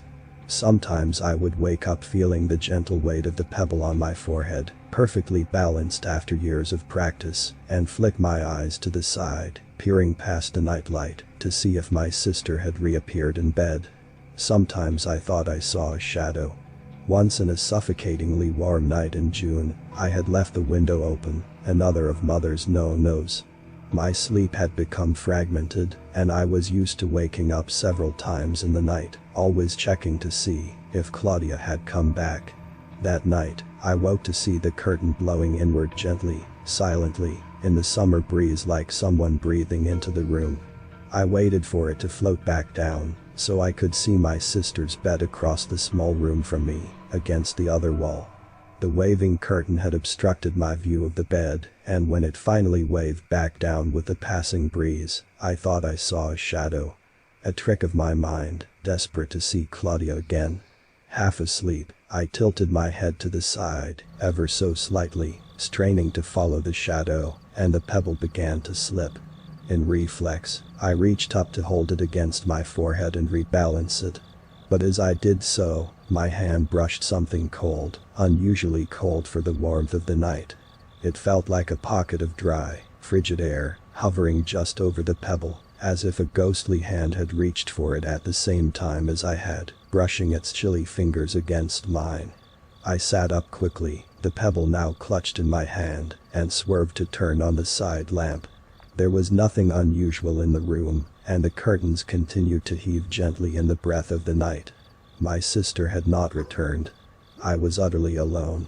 In the drawer of the nightstand, I found the little bottle of white craft glue Mother had used when we were much younger. The glue was mostly gone, and what was left had nearly dried out completely, but there was enough to reassure me. Still, I couldn't go back to sleep. With my eyes shut tight, feigning sleep, I could feel a gentle, cool, steady breeze washing directly against and over the pebble on my forehead and nowhere else, as if something were trying to blow it off me, or trying to test its weight. The curtains did not move. I had closed the window again. The second time it happened a few nights later, I ran from the room, crying in fright. The pebble had nearly fallen off my forehead, though the windows were shut, and I hadn't moved a muscle. The glue had stopped working, and I couldn't get myself warm in the sudden chill, couldn't stop my hands trembling. I ran straight to Mam's room, which she used to share with Mother, when they were both alive. Mam had still been alive at the time, if you could call that alive. She barely knew when she was awake, but she was lucid enough to recognize me when I flew to her room in a fit of panic, not wanting to be alone. She stroked my hair as I cried with my head on her lap, not asking what was wrong, perhaps not realizing anything was wrong. Perhaps she believed she knew why I was upset. It had been a few short weeks after Claudia's disappearance, the longest short weeks of my life. It wasn't uncommon for me to wake up crying. When I had quieted down, I continued to lie on her lap in a daze. I whispered, "Ma'am, do you believe fairies exist?" She tapped my head, once, smartly back as if to say, "Now don't you start with me." "Do you?" I pressed. "You shouldn't ask anything from fairies," she said simply and with finality. "They never really give things away. They always take back what's theirs." I fell silent at that. It didn't seem at first that her answer had any relation to my question, but when I thought about it, the answer must have seemed so obvious to her, she didn't bother mentioning it. Instead, she answered a question I hadn't asked, a question I never would have thought to ask. She died peacefully in her sleep 4 years later. I found her in the morning. Soon after, I visited the old fountain, the wishing well, the place of my birth, in the now abandoned park. I kissed a stone with my sister's name on it and laid it to rest under the murky, moss-green water, among the names of other children that the evil fairy thought were just light and flat enough that the breath of a sleeping baby, or the warm gentle breeze of summer, could whisk them away to Never Never Land.